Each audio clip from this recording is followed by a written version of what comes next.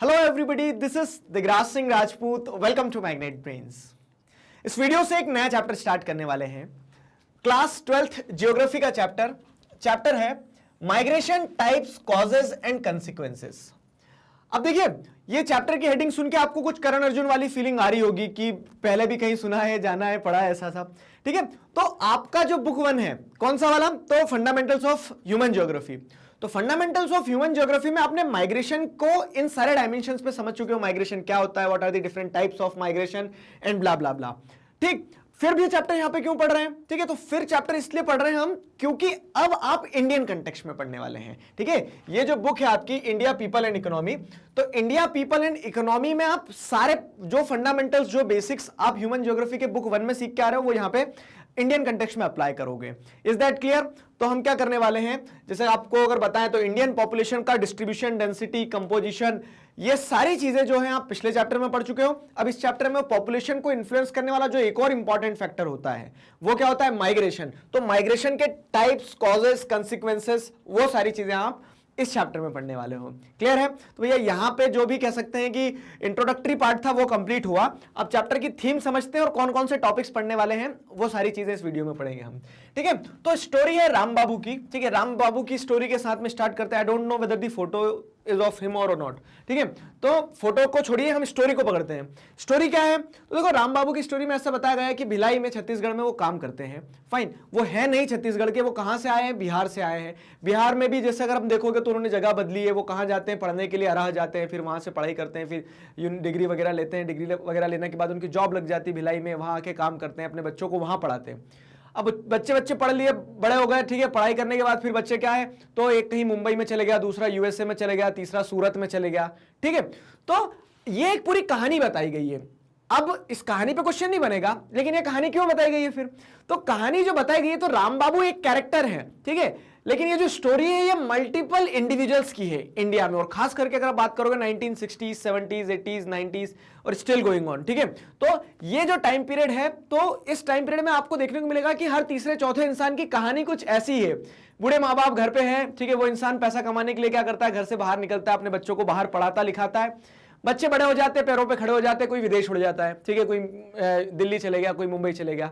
ठीक, तो अब ये चले गया, आ गया, ये जो केस चल रहा है ना, ये क्या दर्शाता है, ये माइग्रेशन दर्शाता है। ठीक है, तो माइग्रेशन को ही हमें क्या करना है, कोर मान के चलना है चैप्टर का। और माइग्रेशन के टाइप्स कौन कौन से, कॉजेस क्या क्या है, कंसिक्वेंसेस क्या क्या है। एक कॉज आपने क्या देख लिया कि एजुकेशन और एम्प्लॉयमेंट के पर्सपेक्टिव से राम बाबू निकले थे अपने गांव से। ठीक है, तो वही सारी चीजों को हम क्या करेंगे, चैप्टर में पढ़ेंगे। फाइन, तो migration is an integral part and very important factor in redistributing population over time and space. ठीक है, redistribution of population over time and space क्या होता है कि मान लो कि एक जगह में डेंसिटी ज्यादा है, पॉपुलेशन डेंसिटी, तो लोग वहीं पैदा होते जाएंगे, तो इससे तो क्या होगा कि वहां पॉपुलेशन डेंसिटी बहुत बढ़ जाएगी। लेकिन माइग्रेशन एक इंपॉर्टेंट फैक्टर होता है। ठीक है, which is an integral part. ठीक है, और एक बहुत इंपॉर्टेंट फैक्टर है जो पॉपुलेशन को रीडिस्ट्रीब्यूट करता रहता है ओवर टाइम एंड स्पेस। ठीक है, कि लोग एक समय पे कहां है, एक समय पे जैसे आप देखोगे लोग तो दिल्ली में बहुत ज्यादा माइग्रेट कर जाएंगे, एक समय पे लोग क्या है दिल्ली से मुंबई की तरफ भी माइग्रेट करेंगे। तो स्पेस भी बदल रही है, टाइम भी बदल रहा है। ठीक है, एक समय पे लोग रूरल एरिया से किधर जा रहे थे, सब अर्बन एरिया की तरफ चले गए। अब हो सकता है आज से 10 साल बाद आप देखोगे तो आपको रिवर्स माइग्रेशन देखने को मिलेगा, लोग शहर छोड़ छोड़ के गांव जाएंगे, मैं तो जाऊंगा। ठीक है, तो क्या है कि यहां पे आप चीजों को अगर समझेंगे ना, तो यहां पे आपको क्या चीजें समझ में आएगी कि हाँ, माइग्रेशन एक इंपॉर्टेंट फैक्टर हो जाता है, एक इंटीग्रल पार्ट हो जाता है when we are talking about the distribution of population over space and time. Is that clear? ठीक, India has witnessed the waves of migrants coming to the country from Central and West Asia and also from South East Asia. अगर आप Indian context में चीजों को समझेंगे तो India में migration दोनों ही टर्म्स में हुआ है। हमने क्या देखा, वेस्ट से कितने लोग आए, तो उस कंटेक्स्ट में देखोगे अलग अलग रिलीजन्स आए। ठीक है, तो आप इस्लाम की बात कीजिए, आप क्रिश्चियनिटी की बात कीजिए, आप ज्यूस की बात कीजिए, तो मल्टीपल रिलीजियस मतलब कह सकते हैं रिलीजियस डाइवर्सिटीज जो है वो हमारे देश में आज जो देखने को मिलती है, तो वो सब माइग्रेशन के थ्रू आए। ठीक है, उसके साथ अगर देखोगे आप तो फिर क्या हो रहा है कि साउथ ईस्ट एशिया से भी आप देखेंगे तो ट्रैवलर्स आए, ट्रैवलर्स के पीछे पीछे ट्रेडर्स आए। तो इस तरह से कंट्री जो है, कंट्री में हमारे देश में भी और वर्ल्ड वाइड भी, हमारे देश से लोग बाहर भी गए कि ब्रिटिश पीरियड में आप देखोगे तो लोगों को इंडेंजर्ड लेबर बना बना के बाहर ले जाया गया। ठीक है, तो इस तरह से क्रिस क्रॉस माइग्रेशन चलता रहा, क्रिस क्रॉस माइग्रेशन चलता रहा। आगे समझ में? तो अब देखो यहाँ पे एक बहुत सुंदर तरीके से लिखा है, किसने? तो फिराक गोरखपुरी फेमस पोएट थे, इनकी इन शब्दों को और आपने बहुत सी जगह पढ़ा भी होगा, खास करके इस लाइन को तो पढ़ा होगा, काफिले बसते गए हिंदुस्तां बनता गया। ठीक है, क्या कहते हैं? सरजमी ए हिंद पर आवाम ए आलम के फिराक। ठीक है, काफिले बसते गए हिंदुस्तां बनता गया, मतलब कि इस तरह से क्या है कि कारवान जो है, ठीक है, लोगों के, अगर आप देखोगे कि जत्थे के जत्थे क्या है, ईस्ट से, वेस्ट से, नॉर्थ से, साउथ में क्या है, देश में आते गए, हमारे देश में, और इस तरह से क्या है, काफिले बसते गए, लोग आते गए, अपने ग्रुप्स के साथ में सेटल होते चले गए, और ऐसे हिंदुस्तां बन गया। ठीक है, इस तरह से क्या है, देश जो आप आज देश देख रहे हो, तो मल्टीपल माइग्रेंट से बना हुआ है, अलग अलग जगह से आए। उसके पहले हमारी भी एक आइडेंटिटी थी, मतलब इंडिया एज ए नेशन जो है ना, इसी चीज को दर्शाता है, मल्टी कल्चरलिज्म को दर्शाता है कि अलग अलग कल्चर के लोग जो है वो मिलके इंडिया को बनाते हैं। ठीक है, तो ये इस तरह से भारत बन गया हमारा। तो दी हिस्ट्री, अब आप इसको अगर हिस्टोरिकल नैरेटिव से समझोगे तो हिस्टोरिकल नैरेटिव से क्या है कि आप देखेंगे तो इन्वेजन्स हुए, तो इन्वेडर्स जो आए तो आके यहीं रह गए, फिर गए नहीं वो। ठीक है, उनको हमने हमारे रंग में रंग दिया। फिर उसके अलावा जैसे देखोगे तो इन्वेडर्स आए, इन्वेडर्स के अलावा जैसे देखोगे तो रिलीजियस प्रीचर्स आए बहुत ज्यादा। ठीक है, तो बहुत सारे मल्टीपल रिलीजन्स जो है इंडिया में ओरिजिनेट नहीं हुए, लेकिन उन रिलीजन्स की पॉपुलेशन आप देखोगे एक मेजर चंक में इंडिया में। तो कैसे आए? माइग्रेशन। ठीक है, तो इन्वेडर्स, रिलीजियस प्रीचर्स, ट्रेडर्स, ये सभी लोग आते गए, सेटल होते चले गए, और इस तरह से हमारा कंट्री जो है प्लूरलिस्टिक बनता चले गया। ठीक, तो the history of India, history of waves of migrants coming and settling one after another in different parts of the country. History of India को देखोगे तो दो पार्ट्स में समझ सकते हो कि वेव्स ऑफ माइग्रेंट्स, ठीक है, एक वेव, दो वेव, तीन वेव, तो इस तरह से अलग अलग टाइम पीरियड में बहुत सारे लोग आके सेटल होते चले गए, plus large number of people from India to migrated to places in search of better opportunities. आज हम कहते हैं कि हाँ, he or she is a person of Indian origin, America में है, अमेरिका की पार्लियामेंट में है और वो इंडियन ओरिजिनेट। ठीक है, कनाडा जो है तो आधा इंडिया है। आगे समझ में? तो क्यों कहते हैं? क्योंकि हिस्ट्री ऑफ इंडिया ही है कि हमने लोगों को स्वीकार किया है, हमारे लोगों ने बाहर जाके क्या किया, अपने आप को सेटल किया है। तो इस तरह से आपको इंडियन हिस्ट्री को माइग्रेशन के पर्सपेक्टिव से भी समझना चाहिए। ठीक, तो अब देखो ये माइग्रेशन जो है, तो माइग्रेशन के बारे में हमें पता कैसे चलता है? सवाल ये आता है कि कौन आ रहा है, कौन जा रहा है। अब हमने क्या देखा था कि पॉपुलेशन के इंपॉर्टेंट कंपोनेंट्स क्या हो जाते हैं? बर्थ, डेथ और माइग्रेशन। बर्थ और डेथ जो है तो हमने पिछले चैप्टर में अच्छे से डील कर लिया सब, डिस्ट्रीब्यूशन, डेंसिटी, कंपोजिशन उसमें। अब माइग्रेशन वाला फैक्टर जो हम यहाँ पे स्पेसिफिकली डील कर रहे हैं, तो ब्रह्मास्त्र हमारा क्या रहता है हमेशा ही? सेंसस। ठीक है, तो सेंसस अल्टीमेटली हमें बताता है कि क्या स्थिति है देश की, जनता की, जनार्दन की। ठीक है, तो census contains information about migration in the country. तो जिस तरह से सेंसस में बर्थ, डेथ, मेल, फीमेल, ठीक है, रिलीजन, ये सारी इंफॉर्मेशन रहती है, वैसे ही सेंसस में ये भी पता रहता है कि कौन लोग कहाँ हैं, किधर है, आ रहे हैं, जा रहे हैं, वो सारा सब कुछ भी सेंसस में आपको मिल जाता है। ठीक है, तो the first census of India conducted in 1881।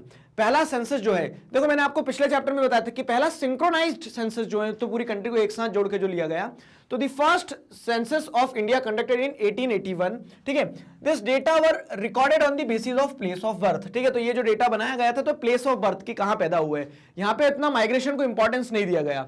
फिर क्या होता है, however the first major modification was introduced in 1961। अगर आप देखोगे तो लगभग 80 सालों के बाद में पहला मॉडिफिकेशन इंट्रोड्यूस किया गया, ठीक है, सेंसस में, बाय ब्रिंगिंग 2 एडिशनल कंपोनेंट्स। तो पहले जो डेटा रिकॉर्ड किया जाता था on the basis of place of birth पे किया जाता है कि यहां पैदा हुआ है, चलो लाओ सेंसस में नाम लिखो। फिर क्या है, 2 इंपॉर्टेंट चीजें, place of birth that is village or town. ठीक है, तो प्लेस ऑफ बर्थ को ऐसे लिया गया, रूरल, अर्बन पॉपुलेशन। फिर क्या है, duration of residence if born elsewhere, और अगर आप वहां पैदा नहीं हुए हो, ठीक है, आप अगर वहां पैदा नहीं हुए तो अब आपका भी, मतलब आपका भी क्या कहेंगे, एक तरह से जनगणना में आपका भी नाम लिखा जाएगा। ठीक है, तो आप वहां पैदा नहीं हो तो कितने समय से वहां रह रहे हो, कितने समय से वहां रह रहे हो, इस तरह से। तो उस तरह से क्या है कि अब आप समझोगे ना, तो अब सेंसस को क्या है, ब्रॉड बेस्ड बनाया जा रहा है इन कंटेक्स्ट ऑफ रेजिडेंस। ठीक है, तो 81 में आप देखोगे तो सिंपल क्या होते थे, सेंसस कंडक्ट किए जाते थे, this data was were recorded on the basis of place of birth. फिर क्या होता है, प्लेस ऑफ बर्थ में अब रूरल अर्बन आ गया, प्लेस ऑफ बर्थ के साथ साथ में अगर आप वहां पैदा नहीं हुए तो आपका जो ड्यूरेशन ऑफ रेसिडेंस है उसको इंक्लूड करने लगे। अच्छा, ड्यूरेशन ऑफ रेसिडेंस को इंक्लूड करे तो फिर फर्दर क्या है, 10 साल बाद जो अगला सेंसस हुआ तो additional information on the place of last residence and the duration of stay at the place of enumeration. Enumeration मतलब क्या होता है, जहां गणना हो रही है, गणना मतलब जहां गिनती की जा रही है आपकी। देखो मैं 2-3 चीजें समझा देता हूं अभी आपको, क्योंकि इसमें बहुत कंफ्यूजन होगा आगे, कहां पे प्लेस ऑफ बर्थ में और प्लेस ऑफ लास्ट रेसिडेंस में। तो अगर आप जैसे देखेंगे ना, तो 2 तरह से क्या है, एनुमरेशन किया जाता है। एक तो क्या है, फॉर एग्जांपल जैसे हम बताते हैं कि हम कहां रहते हैं, मतलब मैं पैदा कहां हुआ, तो मैं गांव में पैदा हुआ। ठीक है, तो हम क्या कहेंगे यहाँ पे कि मैं अपने विलेज में पैदा हुआ। ठीक है, अब वो मेरा प्लेस ऑफ बर्थ है, ठीक है, मेरा वोटर कार्ड वहीं का है, प्लेस ऑफ बर्थ है।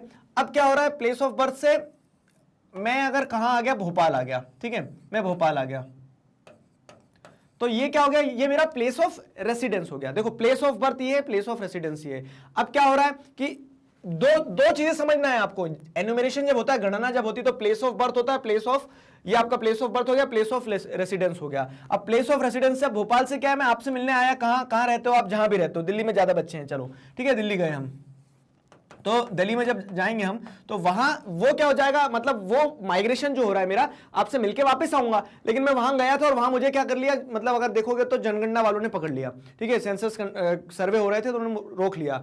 अब क्या होगा, तो उनके लिए क्या है, उनके लिए इंपॉर्टेंट क्या होगा, प्लेस ऑफ लास्ट रेसिडेंस कहां है, कितने समय से रह रहे हो। तो इस तरह से प्लेस ऑफ लास्ट रेसिडेंस क्या है, मेरा भोपाल है, प्लेस ऑफ बर्थ मेरा जो मेरा अपना गांव है, विलेज है। आगे समझ में। तो इस तरह से क्या होता है कि अलग अलग कंपोनेंट्स होते हैं सेंसस में, और वो अलग अलग क्वेश्चनरी में आपको देखने को मिलेंगे, ठीक है। तो अभी थोड़ा सा क्लियर कर दिया मैंने यहाँ पे, और आगे जैसे जैसे टॉपिक आते जाएगा तो क्लियर होते जाएगा। समझ में आया। तो ये आपको एक हिस्टोरिकल नैरेटिव दिया गया है कि किस तरह से सेंसस जो है ब्रॉड बेस्ड बनता चले गया, माइग्रेशन इंक्लूड करते चले गए।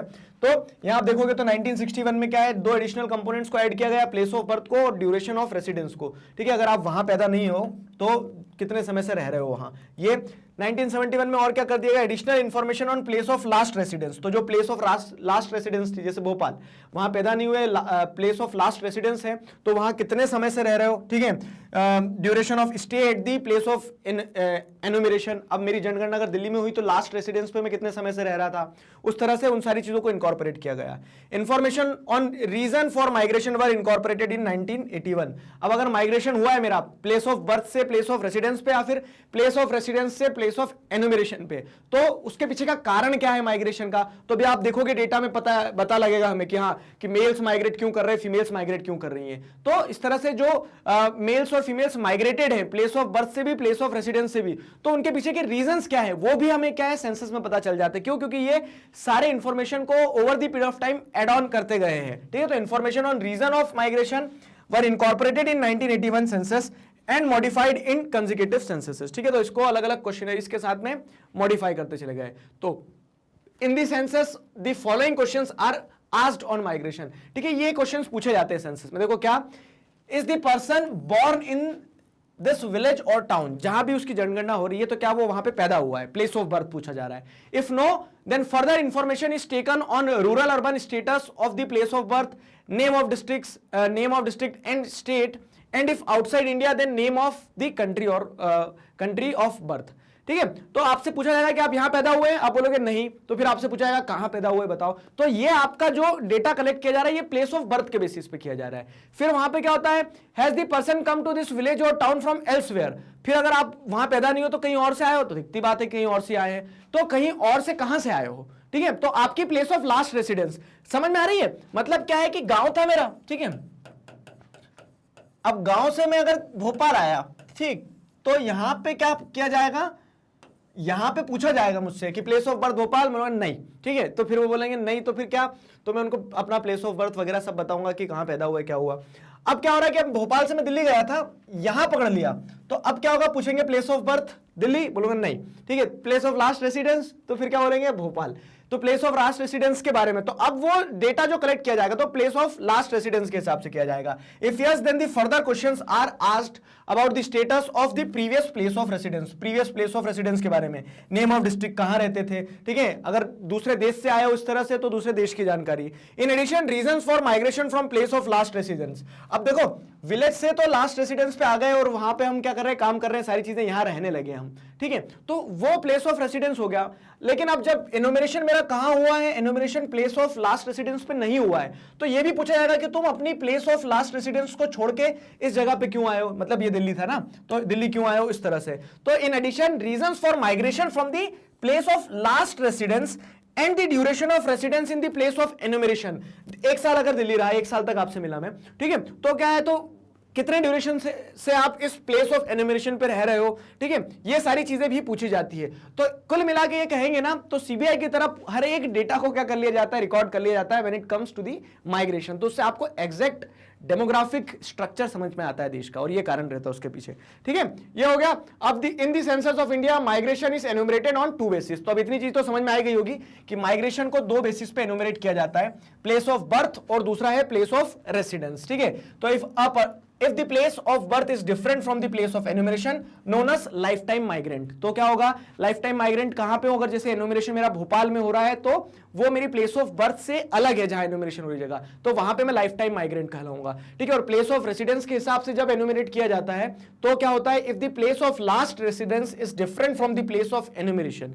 ठीक है, तो place of last residence is different from the place of enumeration. Delhi में एनुमरेशन हो रहा है, वहां पे गणना की जा रही है मेरी, और मेरी place of last residence Bhopal है, तो उस केस में मैं क्या कहलाऊंगा, तो migrant by the place of last residence कहलाऊंगा। ठीक है, तो दो तरह के माइग्रेंट होते हैं, लाइफ टाइम माइग्रेंट होते हैं, लाइफ टाइम माइग्रेंट, और दूसरा क्या है, migrant by place of last residence. तो अब आपको एक इंटरेस्टिंग चीज यहां पे पढ़ना है, वो क्या है कि इन 2011 सेंसस, ठीक है, आउट ऑफ 1210 मिलियन पीपल, जो हमारी टोटल पॉपुलेशन है इन the country, 455.8 million, about 37% were reported as migrants of place of last residence। migrants of place of last residence ये क्या है, ये समझो। मतलब कि आप ऐसे समझना कि देश में हर इंसान घूम रहा है। ठीक है, हर इंसान कैसे घूम रहा है, तो एक अच्छा एग्जांपल देता हूं, जैसे दिल्ली आप देखोगे ना, तो दिल्ली प्लेस ऑफ बर्थ बहुत कम लोगों की होगी, और उसमें से भी प्लेस ऑफ रेसिडेंस बहुत कम लोगों की होगी। क्यों? क्योंकि कोई एजुकेशन के पर्पस से आया है, ठीक है, कोई कह सकते हैं कि क्या है कि अब बिजनेस के पर्पस से आया है, तो 1 साल के लिए रुका हुआ है, 2 साल के लिए, 5 साल के लिए रुका हुआ है। ठीक, तो अब उसका एन्यूमरेशन वहां पे हो रहा है, तो वो वहां पे क्या कहलाएगा, ठीक है, वो इंसान, वो इंडिविजुअल क्या कहलाएगा वहां पे, migrant by the place of last residence. ठीक है, तो आप हो सकता है पैदा आप भी गांव में हुए हो, ठीक है, आपके पेरेंट्स जो है तो एक कह सकते हैं कि कोई सैटेलाइट सिटी जो आसपास रहता है, गांव के आसपास जो सिटी हो, वहां जाके सेटल हो गए, वहां जॉब कर रहे हो, और आप पढ़ने के लिए दिल्ली आ गए। ठीक है, तो आप क्या कहलाएंगे, migrant by place of residence. हर इंसान मुसाफिर है ना, मुसाफिर हूं मैं यारो, तो वही वाली केस है यहाँ पे। तो जैसे अगर आप देखो तो कंट्री का 2011 के सेंसस के हिसाब से 37% of the population is reported as the migrant of place of last residence. I hope the concept is clear, there is no confusion. ठीक है, कंफ्यूजन रखना नहीं है, कंफ्यूजन को निकाल के जाना है बाहर। नहीं समझ में आ रहा, वीडियो को फिर से एक बार देखो पीछे करके, तो आपको क्लैरिटी मिलेगी, एग्जांपल से कनेक्ट करो। ठीक है, अपने आप पे जब बीतती है तो आदमी को बहुत अच्छे से समझ में आता है, तो इस एग्जाम्पल में मुझे निकालो, अपने आप को फिट करो, और फिर समझ में आएगी चीजें। ठीक, चलो, तो हो गया। वाह यार, अब हम क्या देखने वाले हैं, तो what we are going to study in this chapter. I hope आपको एक आइडिया मिल गया, थीम मिल गई, और हमने माइग्रेशन वाले टॉपिक को भी इसी में लपेट लिया है। तो हमने थीम समझ ली कि चैप्टर आखिर क्या है, माइग्रेशन के बारे में पढ़ेंगे, उसके टाइप्स, कॉजेस, कंसिक्वेंसेस के बारे में। ठीक है, और अगली चीज क्या है, अगली चीज जो है, तो इन सारे टॉपिक्स को एक एक करके पढ़ने वाले हैं। थीम समझ में आ गई। ठीक है, तो इंडियन डायस्पोरा जो बॉक्स में डिटेल दी ना, इससे जरूर पढ़ना अच्छे से। इंडियन डायस्पोरा क्या है ये समझ में आएगा आपको, अलग अलग फेजेस समझ में आएंगे, किस तरह से देश से आउट माइग्रेशन हुआ, इंपॉर्टेंट टॉपिक है ये। ठीक है, फिर क्या देखेंगे, स्ट्रीम्स ऑफ माइग्रेशन। तो स्ट्रीम्स ऑफ माइग्रेशन मतलब माइग्रेशन किस तरह का होता है, इंटरनल होता है, अंदर ही अंदर घूम रहे हैं देश के लोग, इंटरनेशनल होता है कि लोग देश छोड़ छोड़ के बाहर जा रहे हैं। ठीक है, इंटरनेशनल में भी क्या होता है कि इंटरनल देखोगे तो इंटरनल में रूरल से अर्बन, अर्बन से रूरल, अर्बन अर्बन, इस तरह का माइग्रेशन भी होता है। ठीक है, इंटरनेशनल माइग्रेशन क्या होता है, तो वो सारी चीजें हम स्ट्रीम्स ऑफ माइग्रेशन में। ठीक है, अब एक छोटू सा टॉपिक आएगा, स्पेशल वेरिएशन इन माइग्रेशन। तो माइग्रेशन भी जो हो रहा है, तो देश में हर जगह एक समान नहीं होता है। जैसे मैंने क्या बताया कि अगर इन माइग्रेशन की बात करोगे तो दिल्ली में लोग टूटे पड़ रहे हैं, ठीक है, मुंबई में लोग टूटे पड़ रहे हैं, तो उस तरह से स्टेट वाइज देखोगे आप, सिटी वाइज देखोगे, तो माइग्रेशन में भी आपको क्या देखने को मिलता है, स्पेशल वेरिएशन देखने को मिलता है, ओवर द स्पेस वेरिएशन देखने को मिलता है। उस चीज को समझेंगे। कॉजेज ऑफ माइग्रेशन, ठीक है, तो टाइप्स ऑफ माइग्रेशन आपके यहां कवर हो जाएंगे, मतलब ऐसे समझोगे तो special variation, streams of variation में। फिर कॉजेज ऑफ माइग्रेशन जो है, तो ये टॉपिक आपने पहले भी पढ़ा है, पुश फैक्टर, पुल फैक्टर। ठीक है, इंडियन कंटेक्स्ट में समझेंगे। ठीक है, कहां क्या है, तो कॉजेज ऑफ माइग्रेशन में हम वो पढ़ेंगे। कंसिक्वेंसेज ऑफ माइग्रेशन, तो ये पूरा का पूरा टॉपिक एक साथ लेने वाले हैं हम। क्यों? क्योंकि सारे टॉपिक्स इंटरकनेक्टेड, आपस में अच्छे से मजे से पढ़ेंगे इसको। तो कंसिक्वेंसेज ऑफ माइग्रेशन में क्या आ जाएगा, इकोनॉमिक कंसिक्वेंसेज क्या है, ठीक है, डेमोग्राफिक कंसिक्वेंसेज क्या है, सोशल कंसिक्वेंसेज क्या है, एनवायरमेंटल कंसिक्वेंसेज भी है माइग्रेशन के, अदर कंसिक्वेंसेज भी है। माइग्रेशन, एक दुल्हन जो माइग्रेशन मतलब दुल्हन का माइग्रेशन क्या होता है, अधिकतर आप देखोगे विमेन माइग्रेशन का डेटा आप पढ़ोगे तो majority of the women are migrating due to the marriage. ठीक है, शादी हो गई तो अब ससुराल जाना पड़ रहा है, तो वो भी क्या है, माइग्रेशन है ना एक तरह का। तो इस तरह से क्या है, हम सारी चीजों को समझने की कोशिश करेंगे इस प्यारे से चैप्टर में। छोटा सा चैप्टर है। ठीक, हम पढ़ेंगे इंडियन डायस्पोरा के बारे में। Indian plus diaspora, there are 2 words. ठीक है, you have to focus on this. अब देखो ये जो टॉपिक है, यह टॉपिक पॉसिबिलिटी है कि डायरेक्ट एग्जाम में भी आ सकता है, पॉसिबिलिटी ये भी कि पूछा ही ना जाए, इंटरनल क्वेश्चन भी आ सकता है, लेकिन समझना जरूरी है क्योंकि इस टॉपिक के थ्रू आप एक पूरी की पूरी स्टोरी लाइन को कनेक्ट कर पाएंगे। किस चीज की स्टोरी लाइन? तो आपको समझ में आएगा किस तरह से इंडिया से आउट माइग्रेशन हुआ है, ठीक है, वो मजेदार चीज है, वो समझ में आएगी, ठीक है। तो focusing on this word diaspora, diaspora को देखो माइग्रेशन के साथ कनेक्ट करके पढ़ना। तो अगर डायस्पोरा के रूट वर्ड में जाते तो इट मींस स्कैटर्ड, ठीक है। स्कैटर्ड क्या? तो स्कैटर्ड का मतलब आपने देखा बिखरा हुआ, 2 यहां 4 वहां 2 यहां, इस तरह से, ठीक है, ये होता है डायस्पोरा, स्कैटर्ड। अब स्कैटर्ड किस चीज का स्कैटरमेंट की हम बात कर रहे हैं? तो पॉपुलेशन की, कि जब पॉपुलेशन इस तरह से 2 यहां 4 वहां 2 यहां इस तरह से स्कैटर्ड होती है ना किसी भी एक देश की, तो वो क्या कहलाती है? वो डायस्पोरा कहलाती है। मतलब पॉपुलेशन का स्कैटरिंग को डायस्पोरा कहेंगे नहीं, क्या होगा? तो diaspora describes people who have left their home country to foreign countries around the world and settled over there, ठीक है। तो क्या हो रहा है कि जब एक होमलैंड का कंसेप्ट यहां पे जोड़ा जाता है डायस्पोरा के साथ में, अब देखो इंडियन वर्ड लग गया, मतलब क्या है कि जिनका होमलैंड इंडिया था, लेकिन चाहते हुए ना चाहते हुए दोनों ही तरह से जब लोग क्या अपने देश को छोड़ छोड़ के बाहर जाके सेटल हो जाते हैं, तो वो क्या कहलाएंगे? वो इंडियन डायस्पोरा कहलाएंगे। क्यों? क्योंकि उन्होंने मान लो कि यूएस में रहने लगे, यूएस में वहां पे शादी वादी कर लिए, ठीक है, वहां बच्चे हो गए, उनके बच्चों को वहां की सिटीजनशिप मिल गई, उनको भी वहां की सिटीजनशिप मिल गई है, उनका धंधा वहां पे, उनका जॉब वहां पे, सारा सब कुछ वहीं पे, ठीक है। लेकिन अगर रूट्स पे जाएंगे आप, ठीक है, तो रूट्स कहां होगी उनकी? भारत में। तो इस तरह से इंडियन डायस्पोरा समझ में आया। Diaspora describes people who have left their home country to foreign countries around the world and settled over there, so they are Indian diaspora, ठीक है। तो इंडिया जिनका होमलैंड है वो इंडियन डायस्पोरा हो गए, ठीक। वो कहानी रहती। माइग्रेशन, माइग्रेंट और डायस्पोरा में क्या डिफरेंस है? तो कनेक्शन समझ लेना। डायस्पोरा देश को छोड़ के जा चुके हैं, वहां से स्थापित हो चुके हैं, और माइग्रेंट्स जो है जाने की सोच रहे हैं, ठीक है, प्लेस ऑफ ओरिजिन बदलने की सोच रहे हैं। प्लेस ऑफ ओरिजिन तो आप कभी नहीं बदल सकते, वो तो जुड़ा रहेगा, मतलब ऑक्यूपेशन के पर्सपेक्टिव से, एजुकेशन के पर्सपेक्टिव से वो चीजें रहती है, ठीक। अब people around the country moved out of country during different period of time with different reasons, ठीक है। तो करेक्ट दिस स्टेटमेंट। तो अब क्या होता है, आप देखोगे तो कंट्री के हर पार्ट से, ठीक है, कंट्री के हर पार्ट से, अलग अलग पार्ट से आपको क्या देखने को मिलेगा? People have moved out of the country at different point of time with different reasons, ठीक है, इन डिफरेंट सर्कमस्टेंसेस। कुछ धकाए गए थे, मतलब कुछ ना चाहते हुए कुछ लोगों को जाना पड़ा था, और कुछ चाह के जा रहे हैं, और वहीं बाहर, मतलब एक बार देश छोड़ के जा रहे हैं तो फिर उसी देश के हो गए, ठीक है। तो इस तरह से वो क्या बन रहे हैं? इंडियन डायस्पोरा बन रहे हैं। तो अब जैसे यहाँ पे डिफरेंट पीरियड और डिफरेंट रीजंस की बात की गई है, तो 3 वेव्स रही, ठीक है, 3 वेव्स रही है डायस्पोरा के माइग्रेशन की। 3 वेव्स कौन कौन सी रही है डायस्पोरा के माइग्रेशन की? तो 1, ठीक है, 2 और ये 3, ये तीनों वेव्स को हम डिस्कस करेंगे, अच्छे से समझना, ठीक। तो देखो पहला जो फेज रहा, पहली जो वेव रही, तो ड्यूरिंग कॉलोनियल पीरियड, मतलब ब्रिटिश पीरियड के टाइम पीरियड में millions of indentured labours.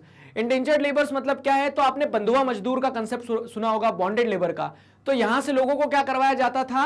Agreement sign करवा लिया जाता था, बोला था कि चलो हम आपको काम देंगे। कहां काम देंगे? तो जैसे अगर आप देखेंगे, ठीक है, तो मॉरिशियस, कैरेबियन आइलैंड्स, जैसे अगर आप देखोगे तो मॉरिशियस हो गया, कैरेबियन आइलैंड्स हो गए, तो वर्ल्ड का ये जो पार्ट है, ठीक है। और इधर आप देखोगे तो यहाँ पे जो कह सकते हैं कि ओशियाना कॉन्टिनेंट के यहाँ पे जो सारे छोटे छोटे आइलैंड नेशंस हैं, तो ये क्योंकि ट्रॉपिकल रीजन हो गया, ट्रॉपिकल रीजन में क्या है? प्लांटेशन फार्मिंग की जाती थी, शुगर केन हो गया, टी हो गया, कॉफी हो गया।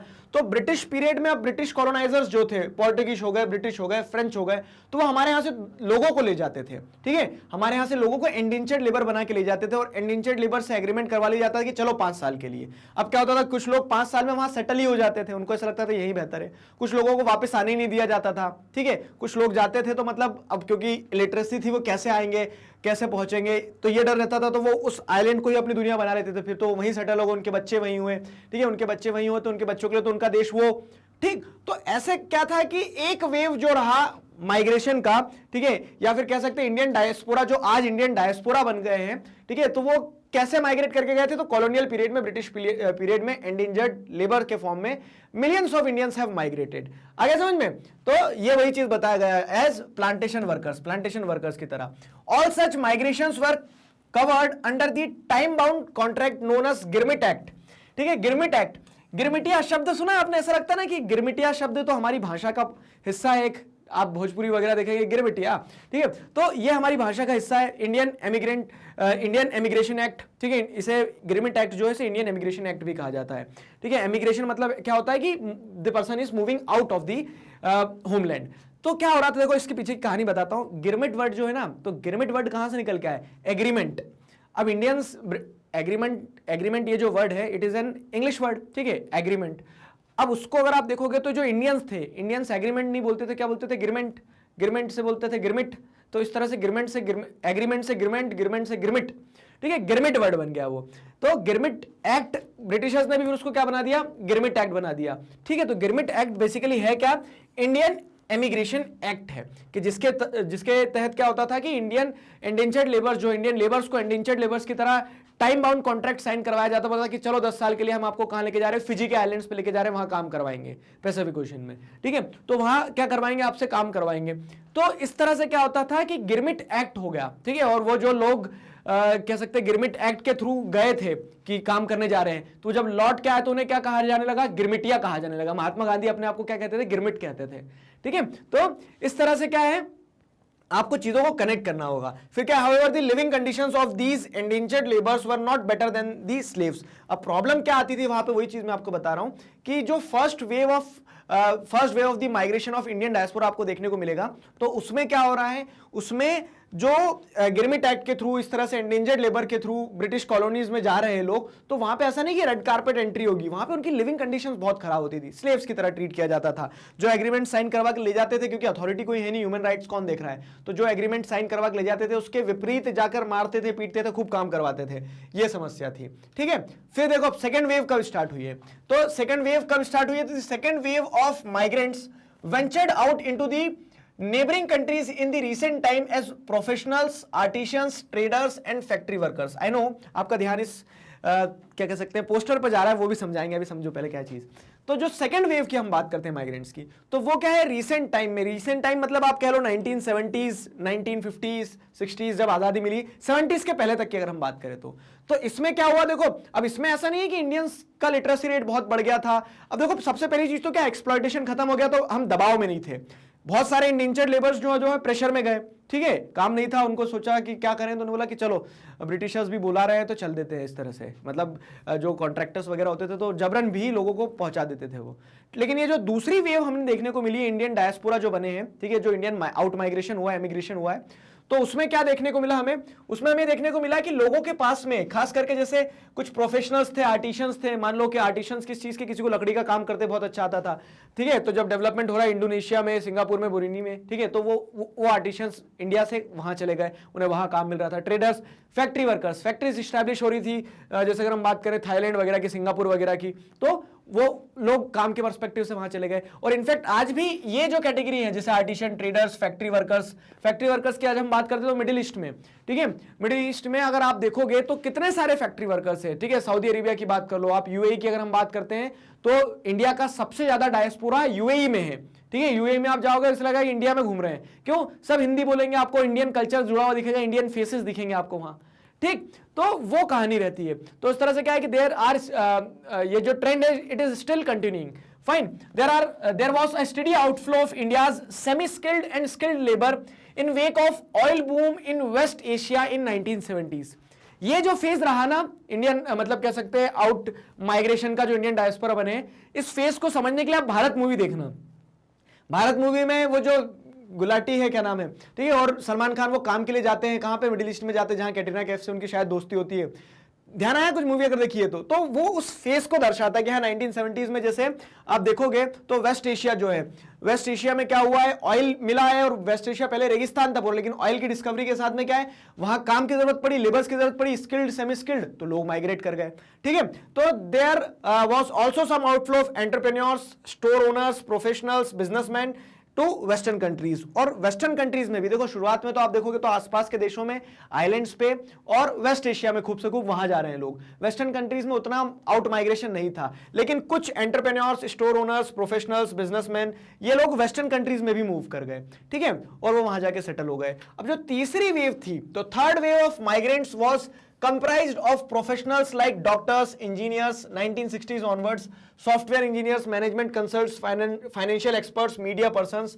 1980s onwards, ठीक है। तो टाइम पीरियड उतना फोकस नहीं करना, लेकिन आपको थर्ड वेव में जो लोग गए, तो अब क्या होगा कि अब स्किल बेस्ड लोग जा रहे थे ज्यादा। और कहां जा रहे थे, तो आप देखेंगे कि जो डेवलप्ड नेशंस हैं, USA, Canada, UK, Australia, New Zealand, Germany, यहां लोग जा रहे हैं। और यहां लोग क्यों जा रहे हैं, तो यहां आपको समझ में आएगा कि लोग software engineer, management consultants, financial experts, media persons इन उपाधियों को लेके जा रहे हैं। और आज आप देखोगे जो कि उस टाइम पीरियड में गए, 90s में गए, 70s में, 80s में गए, तो आज वो एस्टैब्लिश्ड हैं। ठीक है, तो इंडियन डायस्पोरा समझ में आ रहा है ना किस तरह से वर्ल्ड वाइड स्प्रेडेड है। ठीक है, वेल एस्टैब्लिश्ड है और बहुत पावरफुल है। इंडियन डायस्पोरा को अगर आप समझोगे तो वर्ल्ड वाइड सबसे मजबूत डायस्पोरा इंडियन डायस्पोरा है। इंडियन ओरिजिन के लोग जो है अच्छी अच्छी पोजीशंस पे बैठे हैं और वो आज भी अपने आप को इंडियन कनेक्टेड फील करते हैं, क्योंकि वो इंडियन डायस्पोरा, उनकी रूट्स इंडिया में, उनके पेरेंट्स वो नहीं तो उनके पेरेंट्स इंडिया से थे। ठीक है, तो these professionals enjoy a distinction of being one of the highly educated and highest earning and prospering groups. ठीक है, after liberalisation in the 90s, education and knowledge based Indian immigration has made Indian diaspora one of the most powerful diaspora in the world। अब देखो third phase को समझना है, अगर third phase में जो माइग्रेशन हुआ इंडियन डायस्पोरा का, तो उसके लिए स्वदेश मूवी देखना कि शाहरुख खान जो है, देखिए मूवी, पता नहीं आप लोग कितना इंटरेस्ट लेते हो मूवीज में और किस डायमेंशन से देखते हो। तो थर्ड फेज ऑफ माइग्रेशन जो है उसमें आप स्वदेश मूवी को देखना, तो उसमें समझ में आएगा शाहरुख खान पढ़ लिख के फिर वो काम करने चले जाते हैं, आई गेस नासा में जाते हैं, वहाँ काम कर रहे होते हैं, मन नहीं लगता, वापस आ जाते हैं। ठीक है, तो he was an Indian diaspora. उन्हें ऐसा फील होता था कि मेरा देश, मेरा वतन क्या है, हिंदुस्तान है, तो चलो वापस। ठीक है, अच्छा मैंने आपको दोनों वेव्स के लिए एक मूवी बताई है। पहली वाली वेव के लिए मुझे कोई ध्यान नहीं आ रही, अगर देखी भी हो तो मुझे, तो आपको अगर कोई पता हो कि जो फर्स्ट फेज ऑफ माइग्रेशन जो इंडियन डायस्पोरा का है उसे दर्शाती हुई कोई अगर मूवी है तो कमेंट सेक्शन में बताना। ठीक है, हम पढ़ेंगे स्ट्रीम्स ऑफ माइग्रेशन के बारे में। स्ट्रीम्स ऑफ माइग्रेशन क्या है? देखो, very simple topic and very effective topic. इसमें आपको एक बहुत अच्छा डायमेंशन देखने को मिलेगा। स्ट्रीम्स ऑफ माइग्रेशन मतलब इसको टाइप्स ऑफ माइग्रेशन भी समझ सकते हो कि किस किस तरह से माइग्रेशन होता है, किस किस तरह से माइग्रेशन होता है। तो मैंने आपको पहले भी बताया कि माइग्रेशन इंटरनल होता है और इंटरनेशनल होता है। माइग्रेशन क्या होता है? तो मूवमेंट ऑफ द पीपल, लोग एक जगह से दूसरी जगह जा रहे हैं। अब ये movement of the people internal भी हो सकता है। इंटरनल कैसे है कि एक जगह जो है तो अपना देश है, इस देश के अंदर ही एक जगह से दूसरी जगह जा रहे हैं, यहां से यहां जा रहे हैं, यहां से यहां जा रहे हैं, यहां से यहां जा रहे हैं। ठीक है, और इंटरनेशनल में क्या होता है कि यहां से वो सीधे उड़ के कहां चले गए, इधर चले गए दूसरे देश में, तो इंटरनेशनल माइग्रेशन होता है। दो तरह के माइग्रेशन समझ में आए। अब अगर इंटरनल माइग्रेशन की बात करें तो under the internal migration 4 streams of migration are identified. ठीक है, try to analyse the things. मैं बताते चल रहा हूं, सीधा फैक्ट है, लेकिन उसके बीच में छुपी हुई चीजों को समझना। ठीक है, इंटरनल माइग्रेशन के अंदर 4 तरह की स्ट्रीम्स देखने को मिलती है। कौन कौन सी? Rural to rural. Rural to rural में क्या होता है कि मतलब दो बाजू बाजू के गांव हैं, तो एक क्या हो रहा है कि रामलाल जो है, रामलाल क्या है, श्यामलाल के गांव में चले जाते हैं, श्यामलाल जो है रामलाल के गांव में आ जाते हैं, तो वो रूरल टू रूरल माइग्रेशन है। अच्छा, ये कब होगा? ठीक है, किसके बीच में होगा? ये सारी चीजें सोचो ऐसे। अब देखो, रूरल टू रूरल सीजनल होना चाहिए। क्यों? क्योंकि जो एग्रीकल्चरल लेबरर होते हैं तो उन्हें क्या है कि इस सीजन में हमने यहां काम कर लिया, अगले सीजन में हम वहां काम कर लेंगे दूसरे गांव में। ठीक है, पैदल पैदल ही चले जाएंगे। तो रूरल टू रूरल माइग्रेशन एक। ठीक है, दूसरा क्या है? Rural to urban. अब रूरल टू अर्बन जो है ये क्या है?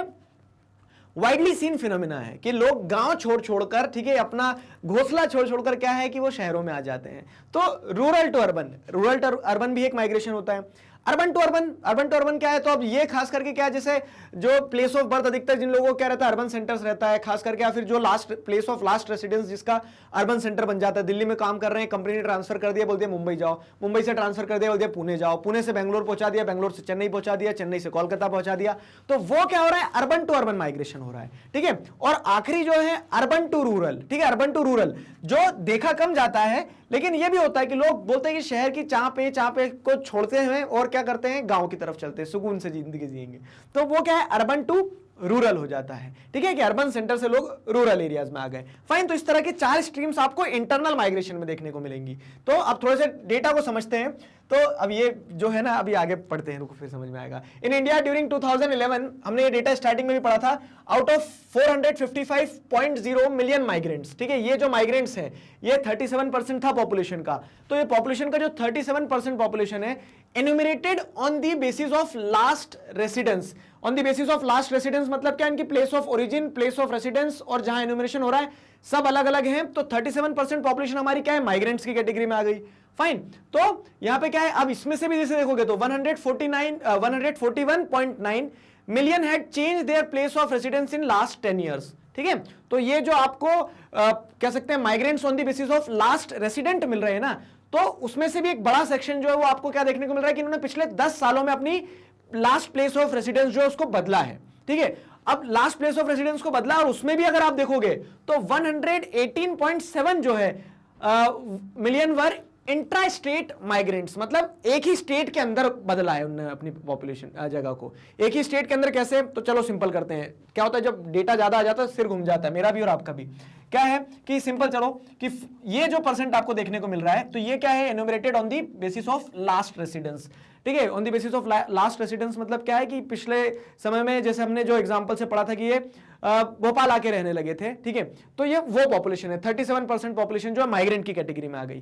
ठीक, अब उसमें से भी क्या है, उसमें से अगर आप जैसे देखोगे तो 141.9 जो है एक सेक्शन ने पिछले 10 सालों में अपनी जगह को और बदला है। प्लेस ऑफ लास्ट रेसिडेंस को अब क्या है, भोपाल से वो चले गए इंदौर, तो इस तरह से वो अपनी प्लेस ऑफ लास्ट रेसिडेंस को बदल रहे हैं। ठीक है, अब out of these 118.7 million were intra state migrants. तो ये जो प्लेस ऑफ लास्ट रेसिडेंस को बदल रहे हैं ना, वो भी कहां बदल रहे हैं, ऐसा नहीं कि वो देश छोड़ के चले जा रहे हैं या फिर स्टेट बदल ले रहे हैं। ठीक है, तो इस सेक्शन में भी, इस परसेंटेज में भी, इस अमाउंट में भी आपको क्या देखने को मिल रहा है कि 118.7 जो एक मेजर चंक जो है वो इंट्रा स्टेट माइग्रेंट्स है। मतलब वो क्या है, एक ही स्टेट के अंदर शहर बदल ले रहे हैं, शहर गांव बदल ले रहे हैं, गांव गांव बदल ले रहे हैं, वो चीज कर रहे हैं। और एक और इंटरेस्टिंग फैक्ट क्या है उसमें कि the stream was dominated by female migrants. तो ये जो इंट्रा स्टेट माइग्रेशन हो रहा है, this stream was dominated by female migrants. अच्छा, फीमेल्स कब से इतना मतलब कह रहे हैं कि इतना ज्यादा माइग्रेट करने लगी? हम नॉर्मली मतलब स्टीरियोटाइप नहीं बना रहा हूं, फीमेल्स की भी आजादी है, वो भी जाएं, लेकिन फीमेल्स हम क्या देखते हैं कि पेट्रियार्कल सोसाइटी में ऐसा हुआ कि मेल्स घर से काम करने के लिए जाते हैं बाहर। ठीक है, फीमेल्स थोड़ी ना जाएंगी, लेकिन क्या डेटा क्या बता रहा है कि फीमेल माइग्रेंट जो है वो डोमिनेट कर रहे हैं। सवाल आता है क्यों? तो फीमेल का माइग्रेशन जो होता है ना, तो migrants related to marriage, marriage के कारण फीमेल का माइग्रेशन सबसे ज्यादा होता है। और उस चीज को क्या है, विजिबल जैसे देखोगे तो विजिबली हमें क्या दिखता है कि नहीं, वो लड़का उनका बाहर गया है, वो काम करने गया है, ठीक है, ऐसे देखते हैं। लेकिन हम इस पार्ट ऑफ माइग्रेशन को तो भूल जाते हैं कि फीमेल्स कितनी ज्यादा माइग्रेट करती है। शादी होती है तो एक घर छोड़ के दूसरे घर, दूसरे गांव में, दूसरे शहर में जा रही होती है। ठीक है, तो अब ये जो फोटो लगाने का ऑब्जेक्टिव है सिंपल से है कि मीम वर्ल्ड में बहुत तेज है ये। ठीक है, तो हमने सोचा कि आप समझ पा रहे हो कि किस तरह से माइग्रेशन होता है। ना चाहते हुए बॉयफ्रेंड छोड़ के आते हैं बाहर तक कि जाओ भैया। ठीक है, तो ये क्या है, फीमेल माइग्रेंट्स का जो उसमें आपने देखा परसेंटेज, वो आपको समझ में आया। अब अगर पढ़ते हैं आगे, तो इंट्रास्टेट माइग्रेशन, ठीक है, इंट्रास्टेट माइग्रेशन, इंट्रास्टेट और इंटरस्टेट में पहले डिफरेंस समझ लो। इंट्रास्टेट मतलब स्टेट के अंदर ही अंदर, जैसे हमने देखा ना इंटरनल माइग्रेशन कंट्री का होता है, तो इंट्रास्टेट मतलब जैसे मध्य प्रदेश है, तो मध्य प्रदेश में क्या है, मध्य प्रदेश में अंदर इंदौर, भोपाल, ग्वालियर, जबलपुर ऐसे घूम रहा है इंसान, इंट्रास्टेट। ठीक है, और इंटरस्टेट मतलब क्या है कि मध्य प्रदेश से कहां चले गए, उत्तर प्रदेश, उत्तर प्रदेश से कहां चले गए, दिल्ली चले गए, तो ये इंट्रास्टेट हो जाएगा, इंटरस्टेट हो जाएगा। ठीक है, अब यहां पे ग्राफ को पढ़ो अच्छे से, समझो, मेल फीमेल, मेल व्हाइट और फीमेल ब्लैक। ठीक है, अब इस अगर ग्राफ, इन बार ग्राफ्स को अगर हम समझते हैं ना, तो देखो चारों स्ट्रीम्स को दर्शाया जा रहा है, rural to rural, rural to urban, urban to rural और अर्बन टू अर्बन। ठीक है, तो आपको अगर इंट्रास्टेट को पढ़ने की कोशिश करते हैं, जो हमने देखा कि इंट्रास्टेट क्या है, डोमिनेट कर रहा है, टोटल जो माइग्रेशन हो रहा है पिछले 10 सालों में, जितने लोगों ने place of residence, last residence बदला है, उसमें 118.7 मिलियन वर इंट्रास्टेट माइग्रेंट्स। तो इंट्रास्टेट माइग्रेंट्स जो है वो डोमिनेट करता है।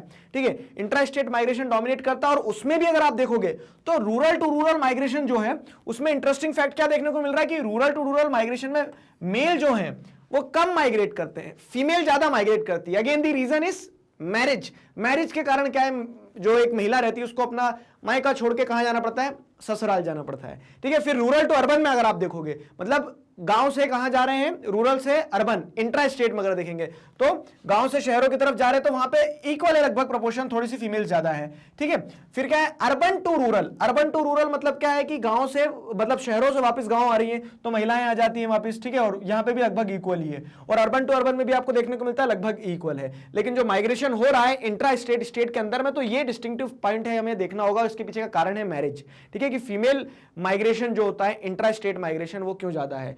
ठीक, रूरल टू रूरल एरियाज में, और अधिकतर क्योंकि गांव-गांव में पॉपुलेशन जो रहती है शादी करते हैं एक गांव से दूसरे गांव में। शहरों में आप देखोगे ना, आप बोल सकते हो सर शहर में भी तो शादी होती है, लेकिन शहर में क्या होता है कि बड़े शहरों में एक ही शहर में शादी कर दी जाती है, तो ज्यादा माइग्रेशन देखने को नहीं मिलता है। ठीक, फिर अगर हम आते हैं किस चीज पे, इंटर स्टेट। अब स्टेट चेंज हो रहा है, मतलब आप उत्तर प्रदेश से बिहार जा रहे हैं, बिहार से या फिर दिल्ली जा रहे हैं, दिल्ली से जम्मू कश्मीर जा रहे हैं, जम्मू कश्मीर से कर्नाटक जा रहे हैं, तमिलनाडु जा रहे हैं, इस तरह से। ठीक है, तो इंटर स्टेट में अगर रूरल टू रूरल देखेंगे तो इंटर स्टेट में भी क्या है, फीमेल्स का प्रोपोर्शन, आपको फीमेल का माइग्रेशन ज्यादा देखने को मिलेगा। लेकिन जब आप रूरल टू अर्बन देखोगे, ठीक है, तो रूरल टू अर्बन में क्या हो रहा है, इंटर स्टेट में आप देखो मेल्स जो है, मेल्स ज्यादा माइग्रेट कर रहे हैं। क्यों माइग्रेट कर रहे होंगे मेल्स? तो यहां इकोनॉमिक फैक्टर आ जाएगा कि क्या है, काम करने के लिए इंसान का मध्य प्रदेश छोड़ के कहां जा रहा है, दिल्ली जा रहा है, ठीक है, तो वो उसमें मेल डोमिनेशन आपको देखने को मिलेगा। फिर अर्बन टू रूरल लगभग नॉर्मल है कि अर्बन एरिया से रूरल एरियाज में लोग वापस आते हैं लौट के, ऐसा नहीं है। फिर अर्बन टू अर्बन में भी देखोगे तो उसमें भी नॉर्मल है, ठीक है। यही एनालिसिस था और इसी चीज को यहां पे एक्सप्लेन किया गया है। The distribution of male and female migrants in different streams of intra state and inter state migration जो है, तो क्या रिजल्ट देता है? It is clearly evident that females predominate the streams of short distance rural to rural migration.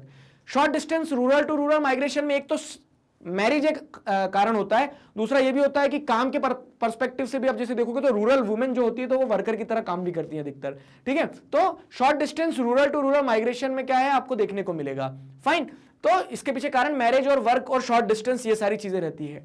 फिर क्या है, contrary to this men predominate the rural to urban streams of interstate migration due to economic reasons, ठीक है। तो ये वाली part कहा जा रहा है कि men जो होते हैं they predominate the rural to urban migration, ठीक है, in interstate migration, ठीक।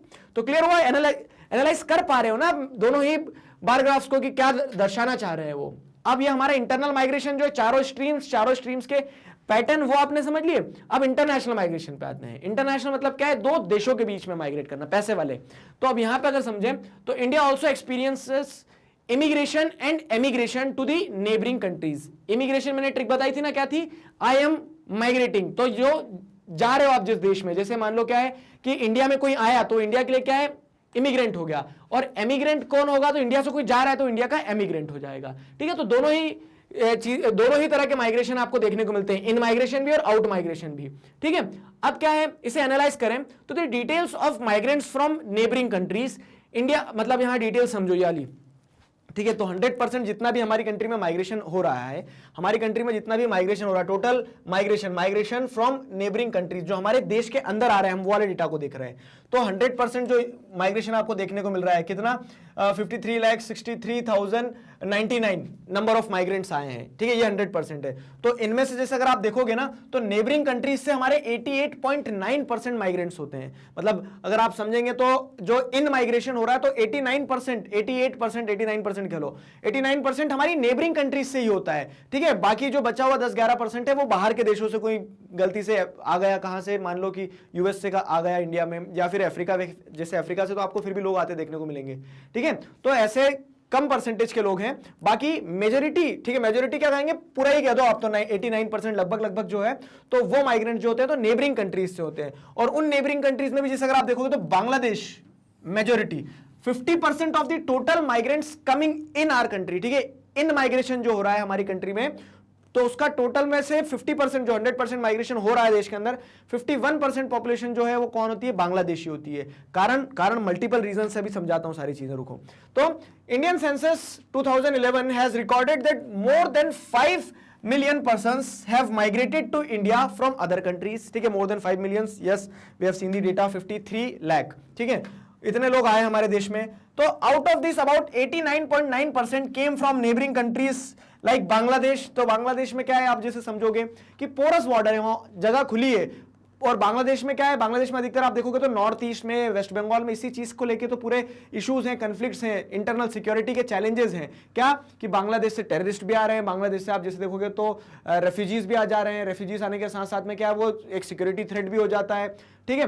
रोहिंग्यास जो है तो म्यांमार से होते हुए कहां, बांग्लादेश से इंडिया आ जाते हैं। तो ये सारे इश्यूज हैं, बांग्लादेश से माइग्रेशन रिसीव होता है, ठीक है, मैंने बताया ना 88.9% नेबरिंग कंट्रीज से आ रहा है, फॉलोड बाय नेपाल। अब ओ शाबजी करके नेपाल से भी बहुत सारे लोग आ जाते हैं हमारे यहाँ, ठीक है, नेपाल से भी आ जाते हैं क्योंकि ओपन बॉर्डर है, एम्प्लॉयमेंट एक कारण होता है, ठीक है, क्योंकि वहां पे इकोनॉमी उतनी डेवलप नहीं होती, तो लोग यहाँ पे आपको क्या काम करने को देखने मिल जाएंगे। पाकिस्तान, अब तारों के नीचे से भी आते हैं लोग बहुत सारे छुप के, तो वो लोग भी हम रिसीव करते ही हैं। अब माइग्रेशन जो है तो आप जिसे देखोगे तो आप सोचोगे सर इतना परसेंट, जी हाँ, टोटल माइग्रेशन का 17% पाकिस्तान तारों के नीचे से आ रहा है, ठीक है। उसके अलावा भी देखोगे तो नेपाल वगैरह से भी माइग्रेशन जो है अच्छा खासा रिसीव करता है हमारा देश, क्लियर।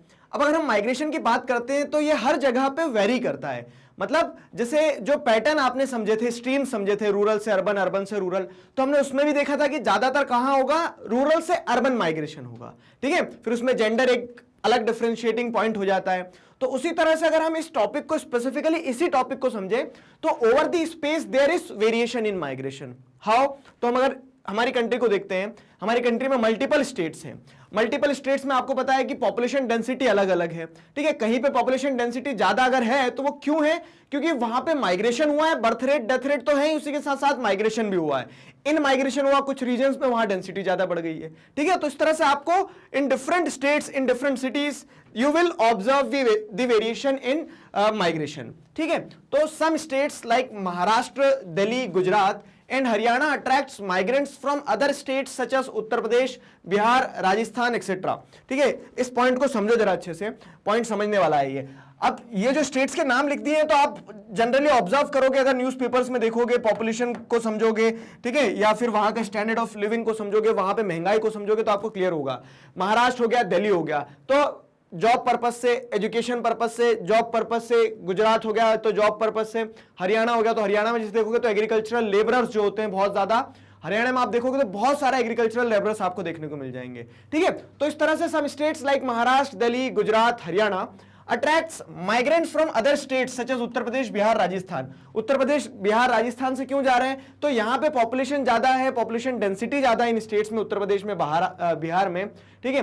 और लैंडलेसनेस नेचर है यहाँ पे देखने को मिलेगा अगर लेबर्स का, तो उनके पास में जमीनें नहीं है, तो अधिकतर लोग जैसे हरियाणा में माइग्रेट कर गए, कंस्ट्रक्शन वर्कर की तरह महाराष्ट्र वगैरह में चले गए, दिल्ली में चले गए, गुजरात में फैक्ट्रीज हैं जो, ठीक है, तो वहां चले जाते हैं। तो इस तरह से माइग्रेशन आपको, आप जनरली एक पैटर्न ऑब्जर्व करोगे उत्तर प्रदेश, बिहार और राजस्थान के लोगों का, कहां पे? इन स्टेट्स में, ठीक है। और अगर आप रैंकिंग करते हो ना, तो Maharashtra occupies the first place in migrants followed by Delhi, Gujarat and Haryana. तो सबसे ज्यादा माइग्रेंट अगर कोई स्टेट रिसीव करता है महाराष्ट्र, और इसी कारण से क्या होता है, एट टाइम्स देखो ऐसे सारे ज्योग्राफी में आप जो टॉपिक्स पढ़ रहे हो वो कैसे आपकी सोसाइटी से जुड़े हुए, उन्हें कनेक्ट करो। अब देखते हो क्या कि उत्तर प्रदेश और बिहार के लोग जो, at times they are being attacked in Maharashtra, ठीक है। वहां पे रीजनलिज्म जो है स्ट्रांग है महाराष्ट्र में, ठीक। तो वो क्यों हो रहा है? क्योंकि महाराष्ट्र के लोगों को ऐसा लग रहा है कि जॉब्स यहाँ की खत्म हो जा रही है, वहां के जो रीजनल, वहां के कह सकते हैं इंडिजीनियस लोग हैं, उन्हें ऐसा लगने लगता है क्या कि यहाँ की जॉब्स खत्म हो रही है, और उत्तर प्रदेश, बिहार से जो माइग्रेंट्स आ रहे हैं वो जॉब ले जा रहे हैं हमारी।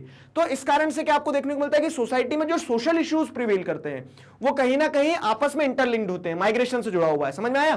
तो Maharashtra occupies the first place in migrants followed by Delhi, Gujarat and Haryana.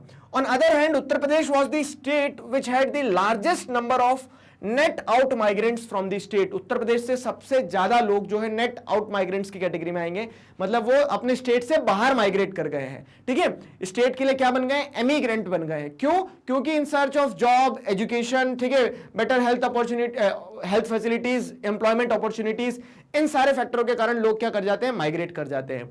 यही चीज अगर आप जैसे देखोगे तो आपको एक पॉइंट और यहां पे समझने वाली चीज है कि इंटर स्टेट तो आपने देख लिया माइग्रेशन किन स्टेट से हो रहा है, किन स्टेट में माइग्रेंट्स जा रहे हैं, ठीक है। इंट्रा स्टेट की अगर बात करोगे तो स्टेट के अंदर भी क्या होता है, जो एग्लोमेरेशन सेंटर्स रहते हैं, ठीक है, अर्बन एग्लोमेरेशंस रहते हैं, मतलब सिटीज की तरफ आपको ज्यादा माइग्रेशन देखने को मिलेगा। तो इस तरह से स्पेशल वेरिएशन जो है वो रूरल एरियाज से सिटीज की तरफ ज्यादा रहता है, ठीक है। तो this was the short and crisp topic about the special variation in migration. छोटा सा था, समझ लिया हमने। तो हम चैप्टर के देखो ये वाले पार्ट को कंप्लीट कर चुके हैं, माइग्रेशन के टाइप्स, दो अलग अलग स्ट्रीम्स, उसका स्पेशल वेरिएशन, ये सारी चीजें। कॉजेज और कंसिक्वेंसेज बचे हैं। Causes of migration, what are the different causes of migration?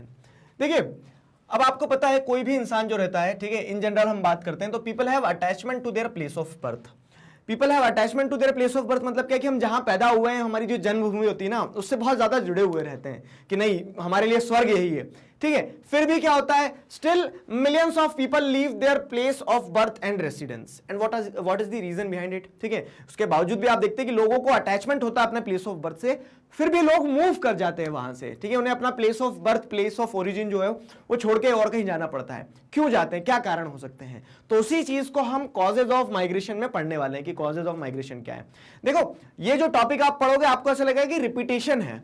Repetition किस टर्म्स में? तो आप जो फंडामेंटल्स ऑफ ह्यूमन ज्योग्राफी वाली बुक पढ़ के आए हो उसमें आपने ये सारी चीजें पढ़ी है, migration, causes of migration, push factor, pull factor, ठीक है।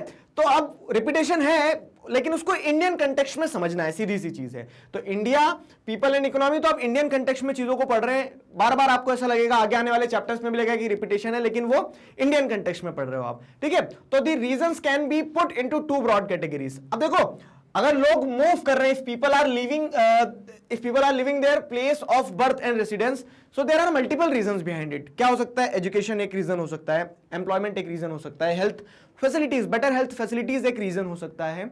उसी के साथ साथ आप देखोगे तो कुछ ऐसे फैक्टर्स भी हो सकते हैं, मान लो कि वहां पे सूखा पड़ गया है, खाने को नहीं है, तो लोगों को अपनी जगह छोड़कर जाना पड़ेगी, ठीक। तो there can be multiple reasons. So broadly these factors can be classified into two categories. And what are those two categories? तो एक पुश फैक्टर की कैटेगरी हो जाएगी, एक पुल फैक्टर की हो जाएगी। पुश फैक्टर, ठीक है, मतलब क्या है, यहां पे धक्का लगाया जा रहा है। तो एक इंसान अपनी प्लेस ऑफ ओरिजिन को जब छोड़ रहा है, क्यों? क्योंकि वहां से उसे धकाया जा रहा है। कौन धका रहा है? तो जो फैक्टर्स हैं, जैसे मान लो मैंने बताया सूखा पड़ गया है, तो वो चाह के भी वहां रहेगा नहीं अब। क्यों? क्योंकि उसे पता है यहां रहूंगा तो मैं सूख जाऊंगा, खाने को नहीं मिलेगा ना, तो वो कारण रहते हैं। तो पुश फैक्टर्स क्या होते हैं? This cause people to leave their place of residence or origin, ठीक है। प्लेस ऑफ रेसिडेंस और प्लेस ऑफ ओरिजिन जो है वो लोगों को छोड़ छोड़ के जाना पड़ता है, ठीक है, इन फैक्टर्स के कारण। तो पुश फैक्टर होते हैं, ठीक है, नेगेटिव हो गए यहां पे, ऐसे समझ लो push factors are negative factors, ठीक। अब पुल फैक्टर्स की अगर हम बात करते हैं, तो पुल फैक्टर्स क्या है? देखो, तो which attract the person from different places. Pull मतलब आपकी तरफ खींच रहा है आपको कोई, ठीक है। कौन खींच रहा है आपको? तो यहां जो फैक्टर्स है, जैसे कह सकते हैं शहरों में चकाचौंध एकदम सब कुछ फैसिलिटी, सब कुछ कंक्रीट है, कीचड़ नहीं मचता है यहाँ पे, ठीक है। और मतलब ये एक बता रहा हूँ, ऐसा नहीं कि सिर्फ कीचड़ नहीं मचला इसलिए गांव से लोग शहर में आ जाते हैं। एजुकेशन है, हेल्थ है, ठीक है, बेटर एम्प्लॉयमेंट अपॉर्चुनिटीज हैं। So all these factors together can be clubbed under the category pull factors. तो pull factors are those factors which attract the people from different places. अलग अलग जगह से जब लोगों को अट्रैक्ट किया जाता है तो वो पुल फैक्टर की कैटेगरी में आ जाएंगे, ठीक है। तो push factor, pull factor, both the factors समझ में आ गए। अब अगर हम आगे बढ़ते हैं, देखो एक कहानी है, पुश फैक्टर पुल फैक्टर तो मैं समझाऊंगा, उसके पहले आपको एक थोड़ी सी एक्टिविटी देते हैं। देखो क्वेश्चन नहीं आएगा एग्जाम में, एक एक्टिविटी हम खेलते हैं सभी लोग मिलके। क्या है कि चारों कहानियां पढ़ना, आरिफ की मतलब आरिफ खान की कहानी पढ़ना, मोहन सिंह की कहानी पढ़ना, मनीष गावरकर की कहानी पढ़ना और सुब्बा लक्ष्मी की कहानी पढ़ना। चारों अलग अलग जगह से, चारों के सिचुएशंस अलग अलग है, चारों ही माइग्रेंट है, और ठीक है, चारों ही माइग्रेंट है। अब बताना कि कौन इनमें से पुश फैक्टर के चलते माइग्रेट कर रहा है, कौन इनमें से पुल फैक्टर के चलते माइग्रेट कर रहा है। पुश और पुल दोनों ही फैक्टर्स जो है चारों के लिए मतलब अलग अलग तरीके से रिस्पॉन्सिबल है माइग्रेशन के लिए। आप मुझे बताना कि आरिफ खान और शुभा लक्ष्मी या फिर जो भी मोहन सिंह और शुभा लक्ष्मी, तो इनके लिए पुल फैक्टर्स है, इनके लिए पुश फैक्टर्स है रिस्पॉन्सिबल माइग्रेशन के लिए। तो वो आप मुझे कमेंट सेक्शन में बताएंगे अभी, ठीक है। तो हम अगर बात करते हैं तो माइग्रेशन इज नॉर्मली, या फिर कह सकते हैं जनरली माइग्रेशन द पैटर्न, वो जो स्ट्रीम की हम बात कर रहे थे, तो internal migration is observe from rural to urban areas, ठीक है। तो ब्रॉड लेवल पे जो देखा जाता है, रूरल एरिया से अर्बन एरिया की तरफ लोग माइग्रेट करते हैं, ठीक है। एक बड़ा शहर जो होता है ये माइग्रेशन का होता है। अब ये जो लोग माइग्रेट कर रहे हैं रूरल एरिया से अर्बन एरिया की तरफ, तो यहाँ पे पुश फैक्टर पुल फैक्टर दोनों काम कर रहे हैं, ठीक। तो पुश फैक्टर क्या हो जाएंगे? देखो, due to poverty, high population pressure on land, lack of basic infrastructural facilities like health care, education etcetera. तो ये सारे के सारे पुश फैक्टर हो गए, ठीक है। कि जैसे आप देखो क्लाइमेट डिजास्टर आ गया, या फिर मान लो पॉवर्टी है किसी जगह पे बहुत ज्यादा, किसी जगह पे आप देख रहे हैं पानी की कमी पड़ गई है, किसी जगह पे पॉल्यूशन बहुत ज्यादा है, तो लोग क्या है वहां पे चाह के भी नहीं रह सकते, वो पुश फैक्टर हो जाएंगे। Apart from these factors, natural disaster such as flood, drought, cyclonic storms, earthquake, tsunami, wars and local conflicts also give extra push to migrants, ठीक है। तो आप देखोगे कंट्री के ऐसे बहुत सारे रीजन है, अब जरा दिमाग लगाओ ऐसे कौन से रीजन हो सकते हैं। तो आप देखेंगे छत्तीसगढ़, झारखंड, बिहार, उत्तर प्रदेश, यहाँ पे क्या है पॉपुलेशन बहुत ज्यादा है, रिसोर्सेज की कमी हो जाती है क्योंकि इतनी ज्यादा पॉपुलेशन है, तो लोग क्या है, people are force to move out of these reasons, ठीक है। तो अब क्या हो रहा है कि इस कारण से लोग वो जगह छोड़ छोड़ के जाना पड़ता है लोगों को। अब मान लो कहीं पे वॉर है, वॉर लाइक सिचुएशन डेवलप हो जाती है, जैसे कश्मीर से आप देखोगे तो कश्मीर में बहुत सारी फैमिलीज कश्मीर इसलिए भी छोड़ देती क्योंकि वॉर लाइक सिचुएशन थी, ठीक है। तो वो क्या हो जाते हैं, वो पुश फैक्टर्स आ जाते हैं सारे, आगे समझ में, ये पुश फैक्टर्स हो जाते हैं। फिर उसके बाद अगर आप देखेंगे पुल फैक्टर्स अट्रैक्ट जो करते हैं, तो the most important pull factor for majority of the rural migrants to urban area is the better opportunities, availability of regular work and relatively higher wages. आदमी अपना जीवन यापन सबसे पहले इंश्योर करता है, ठीक है, मतलब कि उसका सस्टेनेंस चलता रहे। तो पुल फैक्टर्स में वही होता है कि रूरल एरियाज से लोग अट्रैक्ट क्यों हो जाते हैं अर्बन एरियाज की तरफ, क्योंकि अर्बन एरियाज में रेगुलरिटी ऑफ वर्क है, काम मिलेगा 12 महीने आपको, काम रहेगा, पैसा रहेगा, पैसा रहेगा तो इंसान कम से कम ऐसा है कि भूखा नहीं सोएगा, एक कारण वो हो जाता है। उसके अलावा better opportunities for education, better health facilities, source of entertainment should be at last ठीक है। लेकिन उसके अलावा जैसे लोग ऐसे सोचते हैं कि यार चलो हम नहीं पढ़े तो क्या हमारे बच्चे पढ़ लेंगे, तो लोग गांव से शहरों में आ जाते हैं, ठीक है। बीमार है कोई तो वो क्या सोचता है कि चलो इसका इलाज बेहतर हो जाएगा, शहर में शहर चलते हैं, ये कारण होते हैं। Are also quite important pull factors, so these all are the pull factors. आगे तो देखो पुल फैक्टर्स जो है, तो इमेज देख लोगे तो थोड़ा सा एक आइडिया लग जाएगा, ठीक। अब पुश फैक्टर पुल फैक्टर समझ में आ गया ना। अब चारों कहानी पढ़ना और बताना कमेंट सेक्शन में, ठीक है। उसके अलावा क्या है कि अगर जैसे देखें तो reason for migration of males and females are different. अभी जो माइग्रेशन हो रहा है ना पुश फैक्टर पुल फैक्टर दोनों ही के कारण, तो मेल और फीमेल के माइग्रेशन में भी आपको डिफरेंस देखने को मिलेगा। मेल और फीमेल के माइग्रेशन में कैसे डिफरेंस देखने को मिलेगा, तो work and employment have remained the main cause of male migration, 26% migration. जो टोटल माइग्रेशन हो रहा है उस टोटल माइग्रेशन में आपको क्या देखने को मिलता है कि 26% of the male are migrating due in search of work employment, ठीक है। काम के सिलसिले में लोगों को अपने घर छोड़ छोड़ के निकलना पड़ता है, मेल पॉपुलेशन के साथ ये केस होता है माइग्रेशन के लिए, ठीक है। while it is only 2.3% for females. बाकी फीमेल घर से बाहर काम करने के लिए जो निकलती हैं तो ये 2011 के डेटा बता रहे हैं। 21 में नो डाउट जो डेटा आएगा उसमें बहुत बदलाव देखने को मिलेगा आपको, लेकिन 2011 के डेटा के हिसाब से अगर हम देखें तो only 2.3% of the females move out of their house, ठीक है, और they migrate in search of job, ठीक है। और वही अगर आप देखोगे कि फीमेल का जो माइग्रेशन होता है तो जितनी भी फीमेल माइग्रेट कर रही है तो वो क्यों माइग्रेट कर रही है, तो contrary to this about 67% of female move out of their parental house following their marriages, ठीक है। तो शादी होती है, शादी के कारण क्या होता है, महिला को घर छोड़ के जाना पड़ता है। कहां, महिला को घर छोड़ के जाना पड़ता है अपने ससुराल में, ठीक है। अब ये फोटो तो आपको समझ में आ ही गया होगा, क्या है वो एक मैसेज ये दे रही है क्लियर कि हाँ विमेन जो होती है तो उन्हें क्या करना पड़ता है, घर छोड़ के जाना पड़ता है शादी जब होती है। एक और सोशल मैसेज क्या जुड़ा है उसमें पता है कि 2 सेकंड में स्थिति कैसे बदलती है कैमरे की मदद से, समझ रहे हो। चलो तो एक और इंपॉर्टेंट चीज यहां पे समझ लो कि in comparison to these marriage migration of male is only 4% in the country। अब बेचारे मेल जो है उन्हें कोई नहीं ले जाता शादियों के बाद में, तो मेल्स का जो मैरिज माइग्रेशन का परसेंटेज है 4% है। अच्छा आप लोग सरप्राइज अभी भी होंगे कि 4% मेल भी माइग्रेट करते हैं, मतलब शादी होती है तो दुल्हन के साथ वो उनके घर चले जाते हैं। जी हाँ, कहां, तो जैसे आप मेघालय का एक क्वेश्चन है आपको, ठीक है, देखना मेघालय का एक क्वेश्चन जो है कि why is the female migration, जो फीमेल मैरिज माइग्रेशन लॉज है वो कैसे फीमेल के फेवर में है, ठीक है। तो आप एक चीज समझना कि मेघालय जो है ना, मेघालय एज ए सोसाइटी अगर आप देखोगे तो मैट्रिलिनियन सोसाइटी है, वो मैट्रियार्कल नहीं। देखो पैट्रियार्कल का मतलब क्या होता है कि जहां कह सकते हैं मेल्स डोमिनेट करते हैं, ठीक है, और मैट्रियार्कल का मतलब क्या हो जाएगा जहां फीमेल डोमिनेट करेगी, तो डोमिनेशन तो खत्म नहीं हुआ है। तो मेघालय सोसाइटी मैट्रियार्कल नहीं है, वो मैट्रिलिनियल है, ठीक है। मैट्रिलिनियल का मतलब क्या होता है कि जहां मेल और फीमेल में समानताएं रहेगी। इनफैक्ट आप देखोगे तो वहां पे डोमिनेट ऐसा कोई मेल भी नहीं कर रहा, फीमेल भी नहीं कर रहा, लेकिन फीमेल को सप्रेस भी नहीं किया जाता है। इनफैक्ट वहां पे जो मैरिज माइग्रेशन लॉ है वो क्या है मेघालय में, कि जो मेल होता है शादी के बाद में वो फीमेल के घर में चले जाता है, ठीक है। देखो सारा सब कुछ सोशल कंस्ट्रक्शन है, क्योंकि सोशल कंस्ट्रक्शन ऐसा है कि शादी के बाद में फीमेल जो है वो कहां जाती है, इन जनरल अगर कंट्री की बात करें हम तो शादी के बाद में मायका छोड़ के एक महिला जो है अपने ससुराल में जाती है, तो उसी चीज को, उस सोशल सिस्टम को बदल दिया जाएगा। तो वो क्या देखने को मिल जाएगा आपको कि मेल जो है उनका माइग्रेशन का जो परसेंट ज्यादा रहेगा वो कैसा रहेगा, मैरिज के बाद का रहेगा, अगर सोसाइटी उल्टी हो जाती है तो, ठीक है। जैसे मेघालय में आपको एक रिवर्स केस देखने को मिलता है, ठीक है, मतलब उसको रिवर्स भी नहीं कहेंगे, न्यूट्रल पर्सपेक्टिव से देखोगे तो मेघालय में वो सही है, देश में ये सही है, ठीक है, उल्टा सीधा कुछ भी नहीं है। तो मेघालय में आप क्या देखते हैं कि मेल शादी के बाद में ससुराल जाते हैं अपने, ठीक है, तो फीमेल के घर में वो रहने चले जाते हैं, ठीक, घर जमाई बनके। अब यहां तक आगे चीजें समझ में आपको। अब यहां पे कुछ डेटा भी बताया गया है, रीजंस फॉर मेल माइग्रेशन और रीजंस फॉर फीमेल माइग्रेशन। तो जैसे अगर आप मोटा मोटा देखोगे ना तो आपको समझ में आएगा क्या कि वर्क एम्प्लॉयमेंट बिजनेस के पर्सपेक्टिव से मेल्स जो है इतने परसेंट मेल्स माइग्रेट कर रहे हैं, और फीमेल्स को आप देखोगे तो 66% of females are migrating because of marriage, ठीक है। आप देखो 66, 67 जो है, चार्ट में 66 दिया, बुक में 67 दिया है, तो उसको कंसीडर कर लेना 1-2%। डेटा में मैंने आपको पहले भी बताया कि डेटा आपको बहुत ज्यादा चेंजेस मिलेंगे। क्लियर हुआ। कंसिक्वेंसेज ऑफ माइग्रेशन के बारे में, consequences of migration, the last topic of your chapter. We have discussed what are the types of migration, what are the causes of migration. Now we are going to study what are the consequences of migration. अब देखो सारी कहानी को यहां पे हम समेटते हैं, तो आपने माइग्रेशन को समझा, माइग्रेशन के टाइप्स, कॉजेस सब कुछ समझा, आप कंसिक्वेंसेज इस वीडियो में पढ़ लोगे तो इंडियन कंटेक्स्ट में माइग्रेशन पूरी तरह से कंप्लीट हो जाएगा। एक सीधा सा सवाल पूछता हूं आपसे, आप बताइएगा माइग्रेशन सही है या गलत है, ठीक है। सीधा सा सवाल पूछा है, सीधा सा जवाब देना।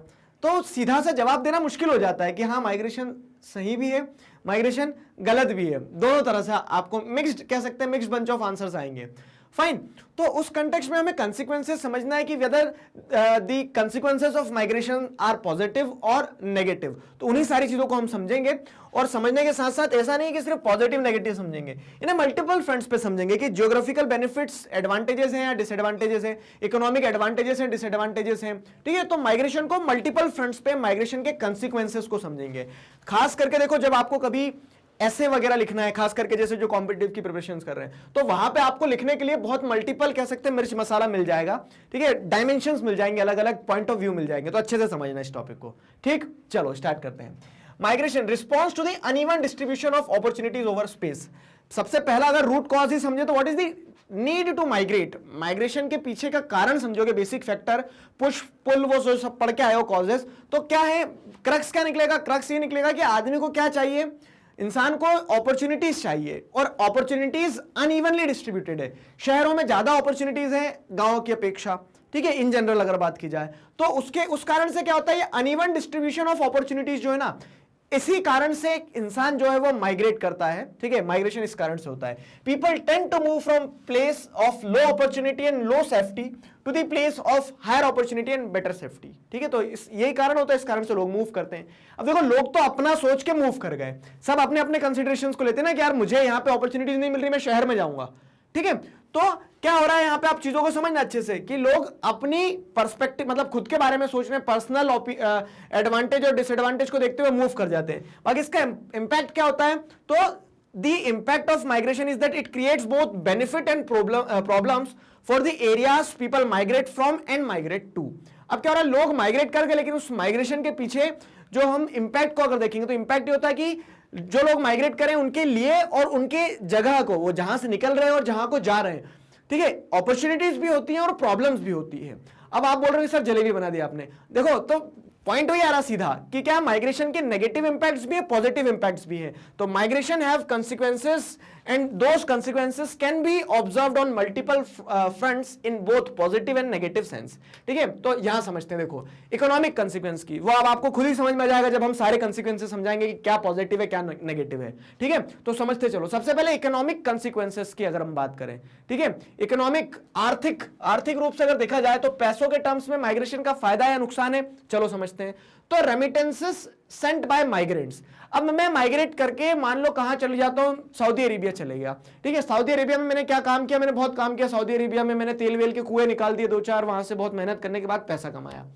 अब वो पैसा मैं कहां पहुंचाऊंगा, अपने घर, ठीक है, आपको चाहिए पता पहुंचा देना आप। तो अब क्या हो रहा है कि मैंने वहां से रेमिटेंसेस पहुंचाए हैं, ठीक है, वहां से मैंने क्या पहुंचाया, एक तरह से पैसा पहुंचाया अपने परिवार के लिए, आप लोगों के लिए।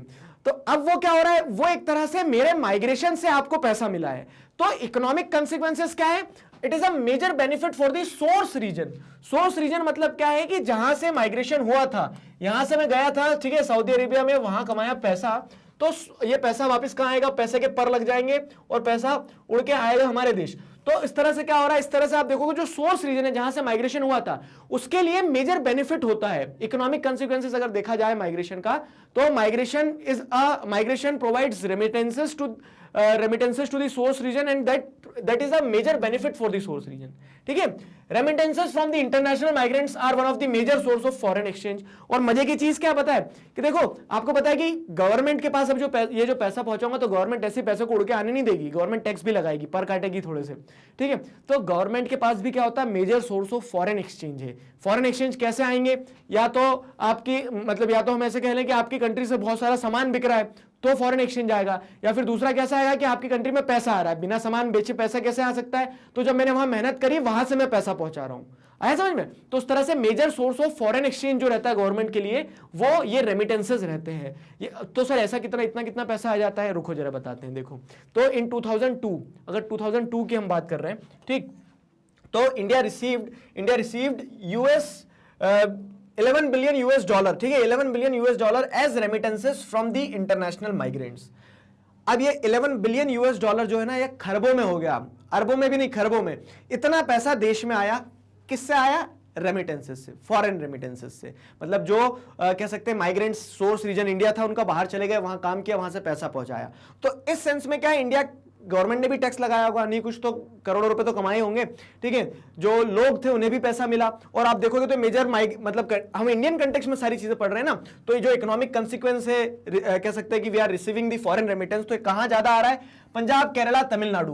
पंजाब, केरला, तमिलनाडु, तो जैसे देखेंगे केरला तमिलनाडु से लोग किधर जाते हैं? सऊदी अरेबिया, वेस्ट एशिया में जाते हैं। पंजाब से अगर आप देखोगे तो यूएसए हो गया, कनाडा हो गया, मिनी पंजाब हमारा, ठीक है। तो उस तरह से आपको क्या देखने को मिलता है कि इन सारे देशों में एक बहुत बड़े नंबर्स में इंडियन डायस्पोरा है, माइग्रेंट्स है वहां पे, तो वो रेमिटेंसेज अपने बैक होम पहुंचाते हैं, and it is a major source of foreign exchange for us, ठीक है।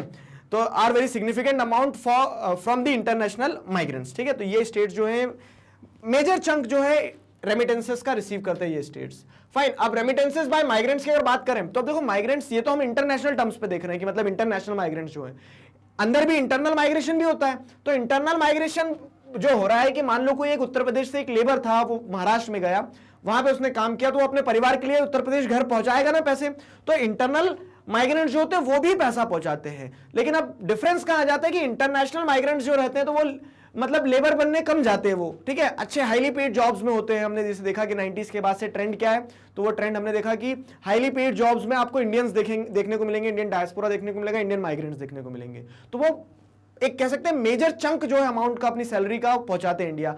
तो इंटरनेशनल माइग्रेंट से जो पैसा आता है मोटा पैसा आता है, ठीक है। इंटरनल माइग्रेंट्स का जो पैसा आता है तो पैसा मोटा नहीं रहता है, लेकिन पैसा तो पैसा होता है, ठीक है। तो दो the remittances received by internal migrant is very meagre as compared to the international migrants, but it plays an important role in the growth of economy of the source area. Source area for example जैसे हम आपको बताते हैं क्या कि ये हमारा प्यारा देश, ठीक है। अब इसमें आप क्या देख रहे हैं कि महाराष्ट्र वाला रीजन जो है, तो यहाँ कोई इंसान जो है बिहार, उत्तर प्रदेश से, मध्य प्रदेश से कहाँ चले गया? बिहार, उत्तर प्रदेश, मध्य प्रदेश से महाराष्ट्र चलेगा, यहाँ काम करेगा, काम करने के बाद अपना पैसा जब पहुंचाएगा तो वो जिस भी स्टेट में है वो उसका सोर्स रीजन हो जाएगा। सोर्स रीजन में जो पैसा पहुंचा रहा है, तो माना कि वो इंटरनेशनल माइग्रेंट्स के द्वारा जो रेमिटेंसेस पहुंचाए जाते हैं उससे कम है, लेकिन क्या है, सोर्स रीजन के डेवलपमेंट के लिए बहुत इंपॉर्टेंट है। क्यों? पैसा कम जरूर है, लेकिन वो कम पैसे से ही सोर्स रीजन जो है, सोर्स रीजन में जो उनकी फैमिली रह रही है वो सर्वाइव करेगी, ठीक है। कैसे? तो remittances are mainly used for food, repayment of डेब्ट, ठीक है, treatment, marriages, children's education, agricultural inputs, construction of houses. तो अब जो मैंने पैसा मतलब जो लेबर रहा, ठीक है, मैं लेबर, तो अब मैं क्या करूंगा, मान लो मैं महाराष्ट्र जाके काम करूंगा, तो मैं जो पैसा पहुंचाऊंगा तो मेरे घर के लोग जो रहेंगे उनकी जो बेसिक नीड्स है ना वो उस पैसे से पूरी होगी, ठीक है, वो उस पैसे से पूरी होगी। तो रीपेमेंट ऑफ डेट, अगर किसी तरह का कर्ज है तो कर्ज चुका दिया जाएगा, ट्रीटमेंट, मैरिजेस, फूड, मतलब ये पैसा पूरा खर्च हो रहा है। खर्च हो रहा मतलब इकोनॉमी में पैसा आ रहा है। तो वहां की, ठीक है, महाराष्ट्र की इकोनॉमी डेवलप थी, तो महाराष्ट्र की डेवलप्ड इकोनॉमी से एक हिस्सा कहां लग गया? उत्तर प्रदेश, बिहार, मध्य प्रदेश, जहां से भी माइग्रेंट था, जो भी उसका सोर्स रीजन था, उस रीजन के डेवलपमेंट में पैसा लग गया। आगे समझ में? ये पॉइंट हो गया। For thousands of poor villages of Bihar, Uttar Pradesh, Odisha, Andhra Pradesh, Himachal Pradesh etcetera, remittances works as life blood for their economy, ठीक है। तो छोटे छोटे गांव जहां पे कोई सोर्स ऑफ मतलब इनकम ज्यादा नहीं है, मल्टीपल नहीं है, सिर्फ छोटी मोटी खेती से चल रहा है, लेकिन वहां से लोग जब माइग्रेट करके गए तो उन्होंने जो पैसा पहुंचाया, तो that amount, that remittance is acting as the life blood of their economy. उनकी इकोनॉमी, अर्थव्यवस्था ही उससे चल रही है। आगे समझ में? पैसा पहुंचाया, बूढ़ा मतलब टूटता हुआ घर था, बूढ़े माँ बाप थे, तो उसने क्या घर बनवाया, तो उससे क्या हुआ, घर बनाया तो लेबर्स को भी पैसा मिल गए। आगे समझ? तो कैसे इकोनॉमी जो है एक पूरी मशीन की तरह काम करती, सब आपस में पुर्जे की तरह जुड़े हुए हैं, ठीक है। ये कहानी हो गई है। तो ये आप इकोनॉमिक कंसिक्वेंसेस समझो, ठीक है। इकोनॉमिक अभी तक पॉजिटिव देखने को मिल रहा है, तो आप सोच रहे होंगे सब घर छोड़ छोड़ के चलो दूसरे देश में जाएंगे, वहां से पैसा कमाएंगे तो अपनी इकोनॉमी ग्रो करेगी। रुको, थामो, ठीक है। तो अब यहाँ पे क्या है, migration relation with the success of green revolution, ठीक है। This is another positive point, ये भी पॉजिटिव पॉइंट समझो। हमने क्या पढ़ा कि अभी पिछले वीडियो में जो पढ़ के आए हमने स्पेशल वेरिएशन ऑफ माइग्रेशन, तो उसमें आपने क्या देखा था कि अधिकतर जो स्टेट्स हैं, जैसे महाराष्ट्र हो गया, ठीक है, दिल्ली हो गया, हरियाणा हो गया, पंजाब हो गया, इन स्टेट्स में क्या है, इन स्टेट्स में इन माइग्रेशन बहुत ज्यादा है। लोग बहुत सारे माइग्रेंट आते हैं, और कहां से आते हैं? उत्तर प्रदेश से आते हैं, बिहार से आते हैं, मध्य प्रदेश से आते हैं, राजस्थान से आते हैं। क्यों आ रहे हैं? तो देखो ये स्टेट जो है, आप देखोगे पंजाब और हरियाणा की स्पेसिफिकली बात कर रहे हैं, तो यहां पे एग्रीकल्चरल लेबरर्स की जरूरत थी, और ये माइग्रेंट लेबरर्स जब गए ना इन स्टेट्स में, और यहां पे उस समय में जैसे 60s 70s के डिकेड में अगर आप देखोगे, तो 60s 70s के डिकेड में हमें क्या देखने को मिलता है कि यहां ग्रीन रेवोल्यूशन हुआ। तो ग्रीन रेवोल्यूशन ऐसा नहीं कि बस वो बीज जो था वो कूद गया जमीन में और फिर बहुत प्रोडक्शन हो गया, लेबर्स ने मेहनत करी है। तो वो लेबर्स अगर माइग्रेट नहीं करते, ठीक है, इन स्टेट्स में, पंजाब में, हरियाणा में, तो क्या ग्रीन रेवोल्यूशन सक्सेसफुल होता? सोचने वाली बात है। तो इस सेंस में एक पॉजिटिव इंपैक्ट ये भी लिख सकते हो आप माइग्रेशन का, कि migration proved migration prove to a very important part in the success of green revolution. ठीक है, माइग्रेंट्स अगर नहीं जाते तो ग्रीन रेवोल्यूशन उतना सक्सेसफुल नहीं होता जितना आज हम देख रहे हैं। क्लियर? तो ऐसे कनेक्टिविटी डेवलप करना है आपको। फिर क्या है, अब ये पॉजिटिव पॉजिटिव बहुत हो गया, ये और ये सारे इकोनॉमिक कंसिक्वेंसेस हैं। अगर नेगेटिव कंसिक्वेंसेस की हम बात करें, देखो हमने सारे टॉपिक एक साथ जोड़ दिए क्योंकि इंटरलिंक्ड है। नेगेटिव कंसिक्वेंस की अगर हम बात करें तो negative economic consequences of migration are that unregulated migration to the metropolitan cities of India has caused overcrowding. ठीक है, तो ओवरक्राउडिंग आपको यहां देखने को मिलेगी, जितने भी मेट्रोपॉलिटन सिटीज हैं, बीट मुंबई, दिल्ली, वहां पे क्या है, बहुत ज्यादा भीड़ आपको देखने को मिलेगी मुंबई दिल्ली में। ठीक है, और उसके कारण क्या होता है, development of slums in industrially developed states such as Maharashtra, Gujarat, Karnataka, Tamil Nadu and Delhi is a negative consequence of unregulated migration within the country. तो ये जो माइग्रेशन अनरेगुलेटेड होता है ना, कि लोग क्या है, घर छोड़ छोड़ के चले जाते हैं पैसा कमाना। आप देखो, उनको भी ऐसा नहीं शौक है कि जा रहे हैं, चलो क्या हो रहा है कि वहां पे उनकी नीड थी, वहां पे पुश फैक्टर काम कर रहे थे, उनके सोर्स रीजन में इसके लिए उनको एम्प्लॉयमेंट चाहिए था, ये सारी अपॉर्चुनिटीज उनके गांव में नहीं थी, तो वो कहां पहुंच गए कि इन मेट्रोपॉलिटन सिटीज में। लेकिन उसका नेगेटिव इकोनॉमिक कंसिक्वेंस क्या हो गया कि इन सिटीज के ऊपर बर्डन बहुत बढ़ गया। अभी हम इकोनॉमिक पर्सपेक्टिव से देख रहे हैं, गवर्नमेंट को क्या करना पड़ेगा, इतने सारे लोगों को मैनेज करना पड़ेगा, उसमें ज्यादा पैसा लगेगा। ठीक है, और इकोनॉमिक कंसिक्वेंस देखोगे तो क्या, स्लम्स वगैरह डेवलप हो जाएंगे, जिससे आप देखोगे तो फिर दूसरे इंडिकेटर्स, जो कंट्री मतलब जो सिटी रहेगा तो सिटी के दूसरे इंडिकेटर्स जो हैं कि हेल्थ फैसिलिटीज वहां बिगड़ रही है, बीमारियां फैल रही है, ये सारी समस्याएं हो जाएगी। ठीक है, इसको और अगर ब्रॉडली समझने की कोशिश करोगे तो अब ये अनरेगुलेटेड माइग्रेशन जो होता है, इसके चलते क्या होता है, सिक्योरिटी थ्रेट भी बन जाता है कभी कभी सिटीज में जो है, तो एंटी सोशल एलिमेंट्स भी आ जाते हैं। मतलब इसको आप क्या लिख सकते हो कि सिक्योरिटी कंसिक्वेंसेस क्या है माइग्रेशन के, कि अनरेगुलेटेड माइग्रेशन जब होता है तो पीपल मतलब जो एडमिनिस्ट्रेशन है ना सिटी का, उसे नहीं पता रहता है कि who is coming from where with what objectives and with what motives. तो उसी के चलते क्या होता है कि आप देखोगे तो terrorist activities, anti social elements, crimes, ये सारी चीजें भी बढ़ जाती है। कनेक्ट कर पा रहे हो? ठीक है, तो this was all about the we can say this was all about, क्या कहते हैं इसे, इकोनॉमिक कंसिक्वेंसेस। ठीक है, इकोनॉमिक कंसिक्वेंसेस आगे समझ में, तो पॉजिटिव नेगेटिव हमने सभी तरह से इकोनॉमिक कंसिक्वेंसेस को समझा। अब अगर हम देखें डेमोग्राफिक कंसिक्वेंसेस, डेमोग्राफिक कंसिक्वेंसेस मतलब क्या है कि वहां का जो डेमोग्राफिक स्ट्रक्चर है, एज से मतलब एज सेक्स स्ट्रक्चर हो गया कि किस एज ग्रुप के लोग कहां हैं, किस सेक्स के लोग कहां हैं, ठीक है, मेल है या फीमेल है, तो उसमें भी बहुत ज्यादा चेंजेस आते हैं। कैसे? तो migration leads to the redistribution of population within a country. Males आपने देखा क्या है कि अधिकतर जो रूरल से अर्बन माइग्रेशन होता है, इंटर स्टेट भी इंट्रा स्टेट भी, तो उसमें कौन डोमिनेट करता है? मेल्स डोमिनेट करते हैं। ठीक है, तो मेल क्या है, जॉब अपॉर्चुनिटीज के चलते माइग्रेट कर जाते हैं। तो ये जो रूरल अर्बन माइग्रेशन होता है, it is contributing to the population growth of cities, और इसी के चलते क्या होता है कि पॉपुलेशन ग्रोथ होती है सिटीज की। अब जो मेल आके रहने लगा, यहाँ काम करने लगा, तो गांव में तो ऐसा लगेगा कि भैया शहर चले गया, ठीक है, उसकी शादी करवाओ, शादी करवा देते तो फिर वो क्या, परिवार ला जाता है उसका, मतलब उसकी वाइफ आती है, फिर फैमिली बनती है। तो इस तरह से सिटीज जो है वो ओवर क्राउडेड होती चली जाती है। मतलब आप ऐसे जज मत करना कि सर आप बोल रहे हो कि कोई गांव शहर में नहीं आए, सबकी अपॉर्चुनिटी, सबके पास फ्रीडम है, आना चाहिए ये सारी चीजें, लेकिन रेगुलेटेड होना चाहिए। क्यों? क्योंकि इसके कंसिक्वेंसेस आपको समझ में आ रहे हैं। ठीक है, डेमोग्राफिक स्ट्रक्चर देखो, डेमोग्राफिक कंसिक्वेंस क्या, ये नहीं कि लोग आ गए यहाँ शादी कर ली, परिवार बना लिया। डेमोग्राफिक कंसिक्वेंस इसका सबसे बड़ा ये है, age and skill selective out migration from the rural area have adverse effect on the rural demographic structure.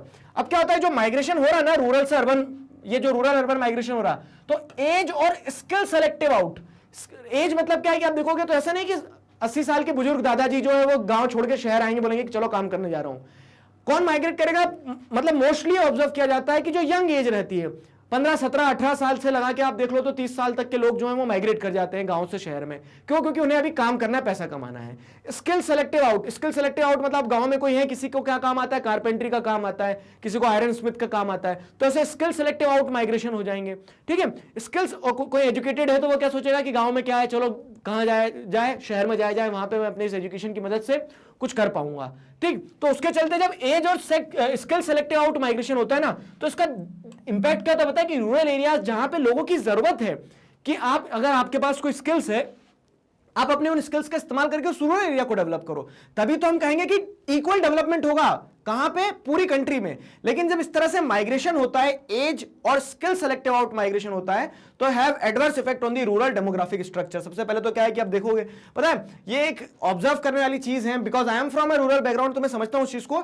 आप देखेंगे तो पता है क्या है, स्थिति क्या होगी कि देश में बहुत से गांव में ऐसा है कि आपको वहां पे सारे लोग जो देखने को मिलेंगे वो बुजुर्ग ज्यादा देखने को मिलेंगे। यंग पॉपुलेशन जो है माइग्रेट कर गई है, यंग पॉपुलेशन माइग्रेट कर गई है। तो ये आज तो ठीक है, ऐसा दिख रहा है कि बुजुर्ग देखने को मिल रहे हैं। आज से 20 साल बाद, 25 साल बाद ये सारे बुजुर्ग जो है जब मतलब कह सकते हैं कि इनकी जब डेथ हो जाएगी उसके बाद क्या रहेगा कि आप देखोगे तो एक डेमोग्राफिक डिवाइड भी आ जाएगा।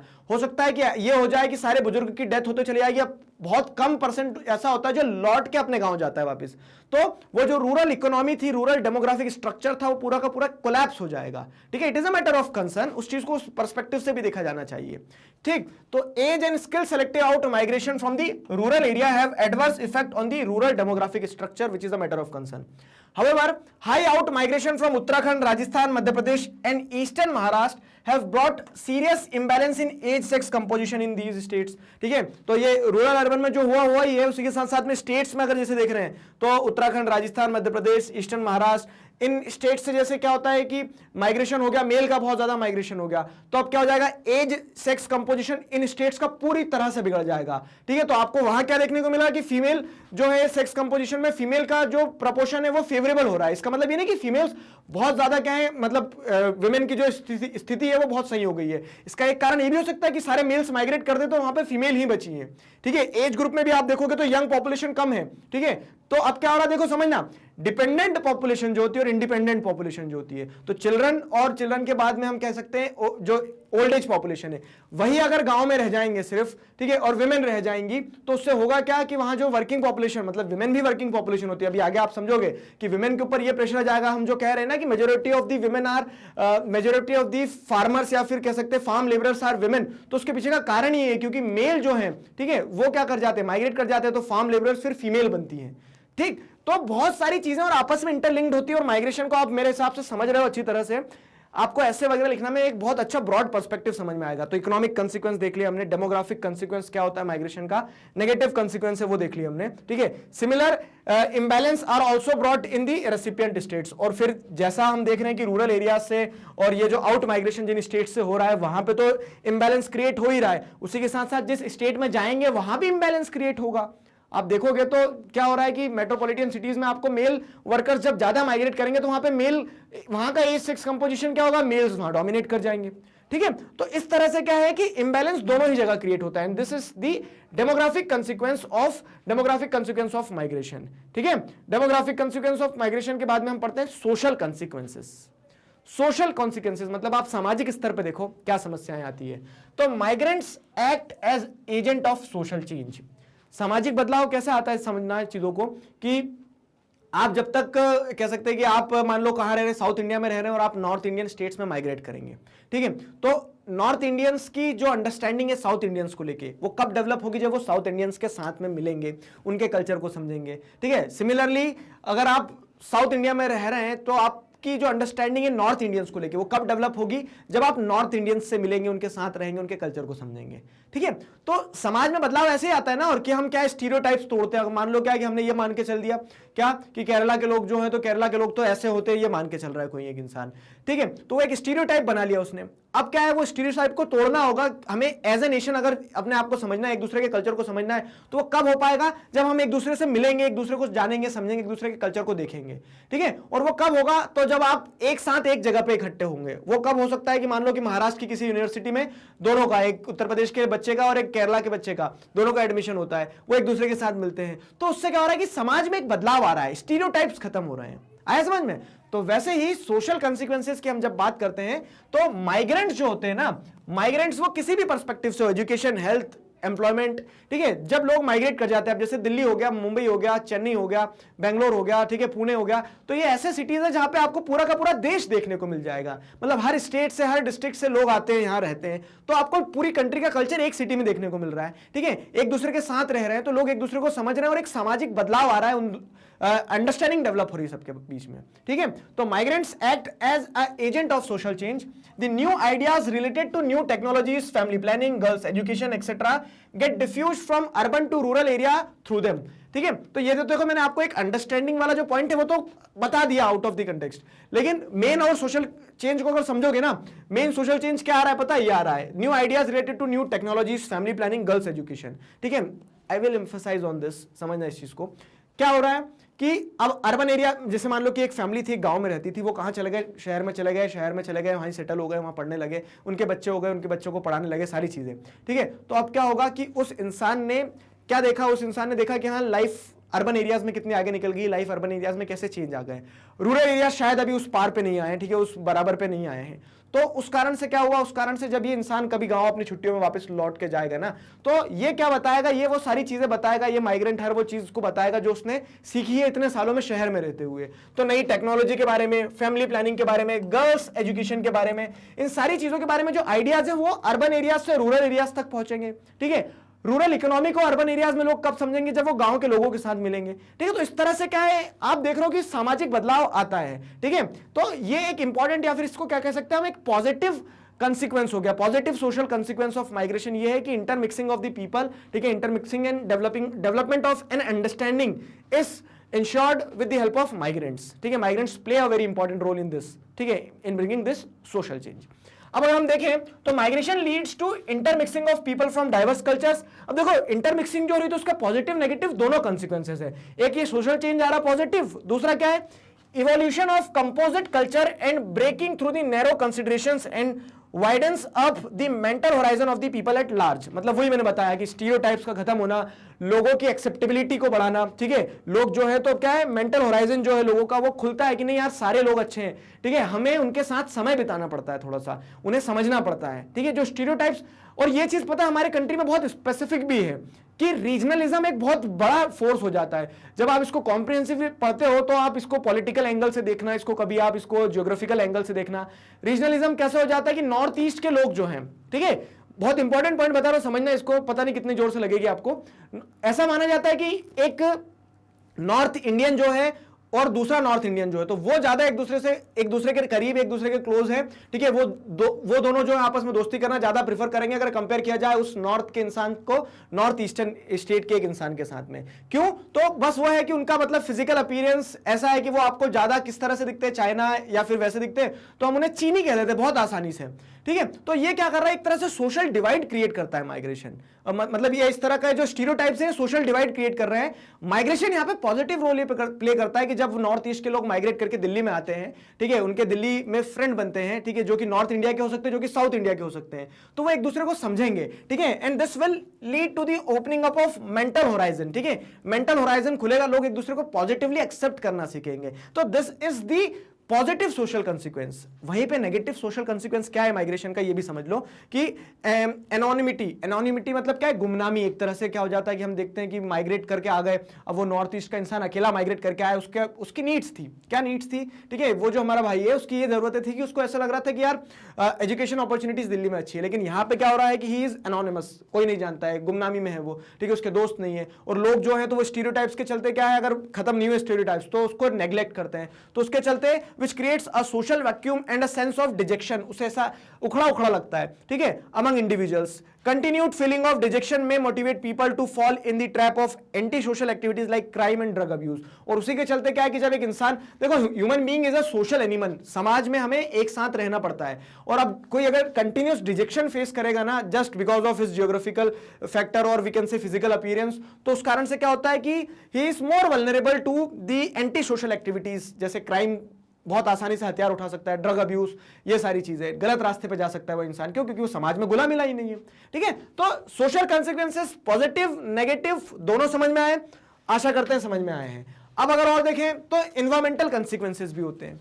एनवायरमेंटल कॉन्सिक्वेंसेस को समझो, ये सारे माइग्रेशन के कॉन्सिक्वेंसेस, देखो बहुत डायमेंशन दिख गया आपको, इकोनॉमिक दिख गया, ठीक है, यहाँ पे आपने सोशल डायमेंशन देख लिया, डेमोग्राफिक डायमेंशन देख लिया।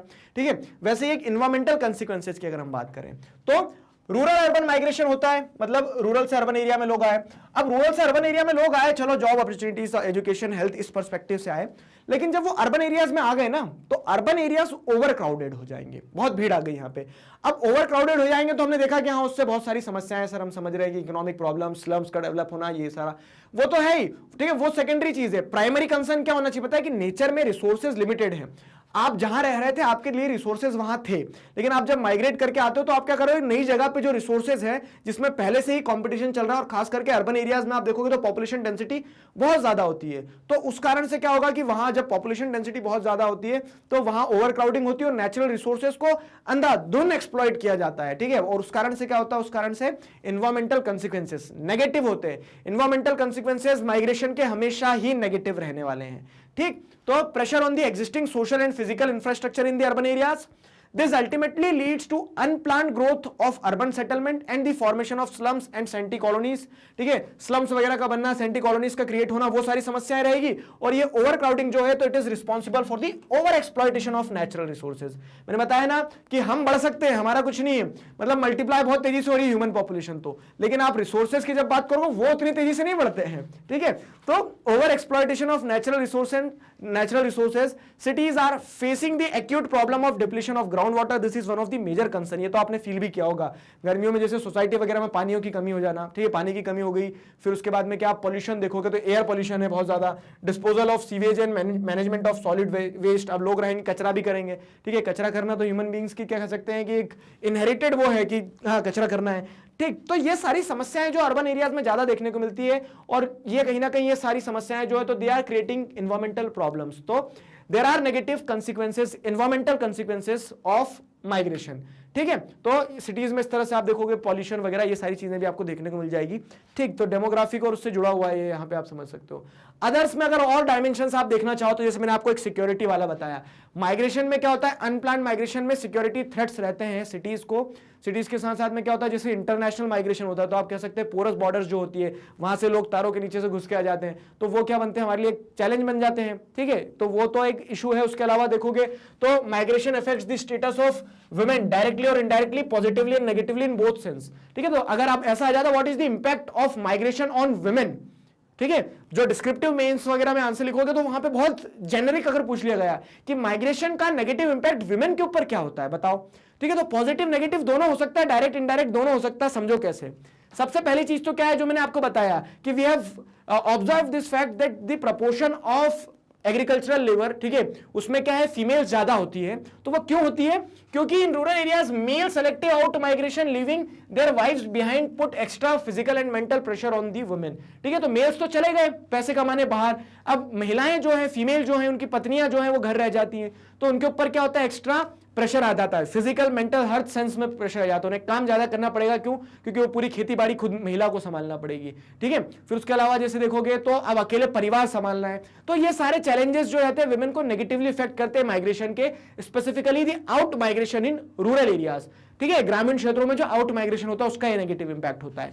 वही चीज अगर आप देखोगे तो migration of women either for education और employment enhances their autonomy and role in the economy. अब क्या होता है, अगर विमेन खुद माइग्रेट करती है ना, विमेन खुद माइग्रेट कर रही है, अगर रूरल एरिया से अर्बन एरिया में आ गई है, तो देखो कितनी अपॉर्चुनिटीज, अगर वो एजुकेशन के पर्सपेक्टिव से आई है तो पढ़ेगी वो शहर में जब वो पढ़ेगी, शिक्षा लेगी, तो वो कल को अगर गांव भी जा रही तो अपने बच्चों को गांव में ही पढ़ाएगी। मतलब कह सकते हैं कि वो अपॉर्चुनिटीज क्या कर रही है, एक तरह से जो रीजनल इंबैलेंस क्रिएट हो रहा था, डेमोग्राफिक नेगेटिव कंसिक्वेंस देखने को मिल रहा था, उसका एक सोल्यूशन हो सकता है अगर विमेन माइग्रेट करती है। तो विमेन का माइग्रेशन आइदर फॉर एजुकेशन और एम्प्लॉयमेंट, ठीक है, इट एनहांसेस देयर ऑटोनॉमी। सशक्त होती है ना महिलाएं, सशक्त होती है, उनकी ऑटोनॉमी बढ़ती है, उनकी ऑटोनॉमी जब बढ़ती है तो उससे क्या होगा, इकोनॉमी को, सोसाइटी को, सभी को एक पॉजिटिव रोल, पॉजिटिव कह सकते हैं कि इंपैक्ट देखने को मिलेगा। सो दीज वर दी कह सकते हैं कंसिक्वेंसेज ऑफ माइग्रेशन। अच्छा, अभी तो और बचा है, रुको, यहां तक चीजें समझ में आ गई, क्लियर हो गई आपको। अब अगर हम जैसे देखते हैं तो विमेन का माइग्रेशन क्या होता है, पॉजिटिव होता है। अब अगर इन जनरल और चीजें देखें तो if remittances are the major benefits of migration from the point of view of source region, देखो क्या हो रहा है कि हमने देखा था सोर्स रीजन होता है, ठीक है, मतलब जहां से माइग्रेंट्स जा रहे हैं। ठीक, अब क्या होता है कि जहां से माइग्रेंट्स जा रहे हैं तो उस सोर्स रीजन को क्या फायदा है, उन्होंने तो अपने लोगों को गवा दिया, मतलब गवा दिया इन द सेंस कि वो लोग जो है वहां का डेमोग्राफिक स्ट्रक्चर बिगाड़ के चले गए, उन्होंने अपने घर पे पीछे बैक होम जो इतने सारे लोगों को छोड़ के गए, उनके ऊपर फिजिकल मेंटल एक तरह से क्या कह सकते हैं कि हम रिस्पॉन्सिबिलिटी बढ़ गई है। ठीक है, लेकिन एक फायदा ये होता है कि वो जो इंसान गया है बाहर, देश के बाहर गया है या फिर किसी दूसरे स्टेट में गया है, तो रेमिटेंस जो होते हैं ना वो एक मेजर बेनिफिट होता है फॉर दी सोर्स रीजन। ठीक, लेकिन इसका अगर आप होलिस्टिक व्यू देखोगे, अगर इंटरनेशनल माइग्रेशन से जोड़ के देखोगे तो कंट्री को इसका नुकसान भी होता है कि हमने पैसा तो कमा लिया लेकिन पैसे के साथ साथ में हमने क्या गवाया वो देखो। तो the loss of human resources particularly highly skilled people is the most serious. तो आगे ना समझ में, यही पॉइंट आपको समझना है और ये बहुत इंपॉर्टेंट है, क्या कि हम क्या खो रहे हैं, हम हमारे ह्यूमन रिसोर्स को खो रहे हैं। ह्यूमन रिसोर्स जो कि देश के लिए सबसे ज्यादा जरूरी है। देखो पैसा तो वो पहुंचा रहा है वहां से, लेकिन वो पैसा पहुंचा के अल्टीमेटली डेवलप किसको कर रहा है? उसे पैसा क्यों मिल रहा है? क्योंकि उसने दूसरे देश को, दूसरी कंपनी को डेवलप किया है। वही हमारे देश में रहता तो हमारे देश का डेवलपमेंट होता, हमारी देश की कंपनीज ग्रो करती। ठीक है, तो इस तरह से एक नेशन जो है, एक स्टेट जो है, वो क्या खोता है? रेमिटेंसेस रिसीव करता है, सोर्स रीजन, वो एडवांटेज है। नेगेटिव या फिर कह सकते हैं नेगेटिव कंसिक्वेंस जो रहेगा वो रहेगा कि loss of human resource, particularly highly skilled people is the most serious cost. तो जैसे आप देखोगे आज आपको देखने को मिलता है कि मल्टीनेशनल कंपनीज के सीईओ जो है इंडियंस हैं, तो अगर वो हमारे देश में अगर किसी कंपनी में रहते तो हमारी कंपनी शायद, मतलब हमारे देश की वो कंपनी मल्टीनेशनल कंपनी हो गई होती है, क्योंकि ultimately it is the human resource. देखो एक बहुत इंपॉर्टेंट चीज है, मैंने एक बार एक बुक में पढ़ रहा था कहीं पे कि ये बहुत सारे सीईओज के साथ में एक सवाल पूछा गया। सवाल ये पूछा गया कि अगर एक चीज वो बताइए जो हम आप मतलब हम सब आपको सारे रिसोर्सेज बराबर देंगे, बस एक चीज आप बता सकते हो जिसमें आपको दूसरी कंपनीज के अलावा एडिशन दिया जा सकता है। तो हर इंसान ने पैसे की डिमांड नहीं करी, हर सीईओ ने क्या बोला कि मुझे जो ह्यूमन रिसोर्स दोगे ना वो मुझे अपने हिसाब से चाहिए, डेवलप चाहिए, माइंडसेट जो ह्यूमन बींग्स का वो बदलना होगा। ठीक है, तो इसलिए human resource is the ultimately most important resource. ठीक है, वो हम खो देते हैं माइग्रेशन के चलते। फिर क्या होता है? The market for advance skill has become truly a global market and most dynamic industrial economies are admitting that the recruiting significant proportion of highly trained professionals from poor regions। ठीक है, और ये चीज समझना कि आज आप देखोगे ना तो हर 10, 20, 50 सालों में ट्रेंड बदलते हैं। तो एक समय पे ऐसा था कि रिसोर्सेज बहुत इंपॉर्टेंट हुआ करते थे, नेचुरल रिसोर्सेज, तो ऑयल के लिए लड़ाई लड़ी जा रही थी, गल्फ वॉर, ये वो, दन तूफान, सारी चीजें। ठीक है, लेकिन आज आप समझोगे तो आज ट्रेंड क्या हो गया कि आज जो मार्केट है एडवांस स्किल्स के लिए वो बहुत ज्यादा बड़ा हो गया है। ठीक है, और ये डेवलपिंग कंट्रीज, मतलब जो developed countries, most advanced nation है, वो एडमिट कर रहे हैं कि जो पुअर रीजन से डेवलपिंग कंट्रीज हैं, ठीक है, हम वहां से क्या कर लेते हैं? रिसोर्सेज ले लेते हैं, क्योंकि अल्टीमेटली ह्यूमन रिसोर्सेज को ले लेते हैं, क्योंकि ultimately human resources difference create करते हैं। और इसका एक नेगेटिव इंपैक्ट पता है क्या होता है? कि consequently the existing under development in the source region gets reinforced. मतलब क्या है कि जो एग्जिस्टिंग अंडर डेवलपमेंट था, उस अंडर डेवलपमेंट को खत्म कैसे किया जा सकता था? कि जो कह सकते हैं कि जो हाईली ट्रेन्ड स्किल्ड पॉपुलेशन है वो उस अंडर डेवलपमेंट को खत्म करें, लेकिन वो हाईली ट्रेन्ड और स्किल्ड पॉपुलेशन जो है वो माइग्रेट कर जाती है। तो ये जो अंडर डेवलपमेंट है ना सोर्स रीजन का, it will always get reinforced, हमेशा वैसा का वैसा ही रहने वाली है स्थिति, ये प्रॉब्लम आ जाती है। ठीक है, so this was all about the consequences of migration. Consequences of migration को हमने कॉम्प्रिहेंसिवली समझा है। ठीक है, हमारा चैप्टर भी यहाँ पे कंप्लीट हो गया है। तो आशा करते हैं आपको सारी चीजें इसी तरह से समझ में आई है। तो देखो चैप्टर बढ़िया मजेदार था और ये टॉपिक खास करके बहुत अच्छा था, इसमें आपको बहुत सारे होराइजंस देखने को मिले, आपने सारे कंसिक्वेंसेस पढ़ लिए, माइग्रेशन कंप्लीट हो गया। तो हम अभी आप यूनिट को समझेंगे तो अभी हम ह्यूमन वाले एस्पेक्ट को पढ़ रहे हैं। ठीक है, तो आपने क्या देखा कि वर्ल्ड पॉपुलेशन डिस्ट्रीब्यूशन वगैरह वो सारी चीजों को पिछले चैप्टर में समझ लिया। यहाँ पे आपने पॉपुलेशन का माइग्रेशन वाला एस्पेक्ट देख लिया इंडियन कंटेक्स्ट में। अब ह्यूमन डेवलपमेंट जो है, तो जैसे जैसे आपने टॉपिक्स फंडामेंटल्स वाली बुक में पढ़े थे ना, फंडामेंटल्स ऑफ ह्यूमन ज्योग्राफी वाले में, वैसे ही टॉपिक्स आप यहां पे भी पढ़ने वाले हैं। तो अब नेक्स्ट वीडियो में हम ह्यूमन डेवलपमेंट, इंडियन कंटेक्स्ट में ह्यूमन डेवलपमेंट, उस चैप्टर को स्टार्ट करेंगे नेक्स्ट वीडियो से। ठीक है, तो I hope you enjoyed it. Magnet brains पर किंडरगार्टन से क्लास 12 तक इसी तरह से सभी सब्जेक्ट्स, चैप्टर्स, टॉपिक्स, सब टॉपिक, सब कुछ सिस्टमैटिक वे में वीडियो लेक्चर्स के फॉर्मेट में अवेलेबल है, जिन्हें आप बहुत आसानी से पढ़ सकते हैं, समझ सकते हैं, घर बैठे अपना सिलेबस कंप्लीट कर सकते हैं। अपने जूनियर्स और सीनियर्स को जरूर बताइए मैग्नेट ब्रेन्स के बारे में। मिलते हैं नेक्स्ट वीडियो में। Till then stay connected, keep learning. Thank you.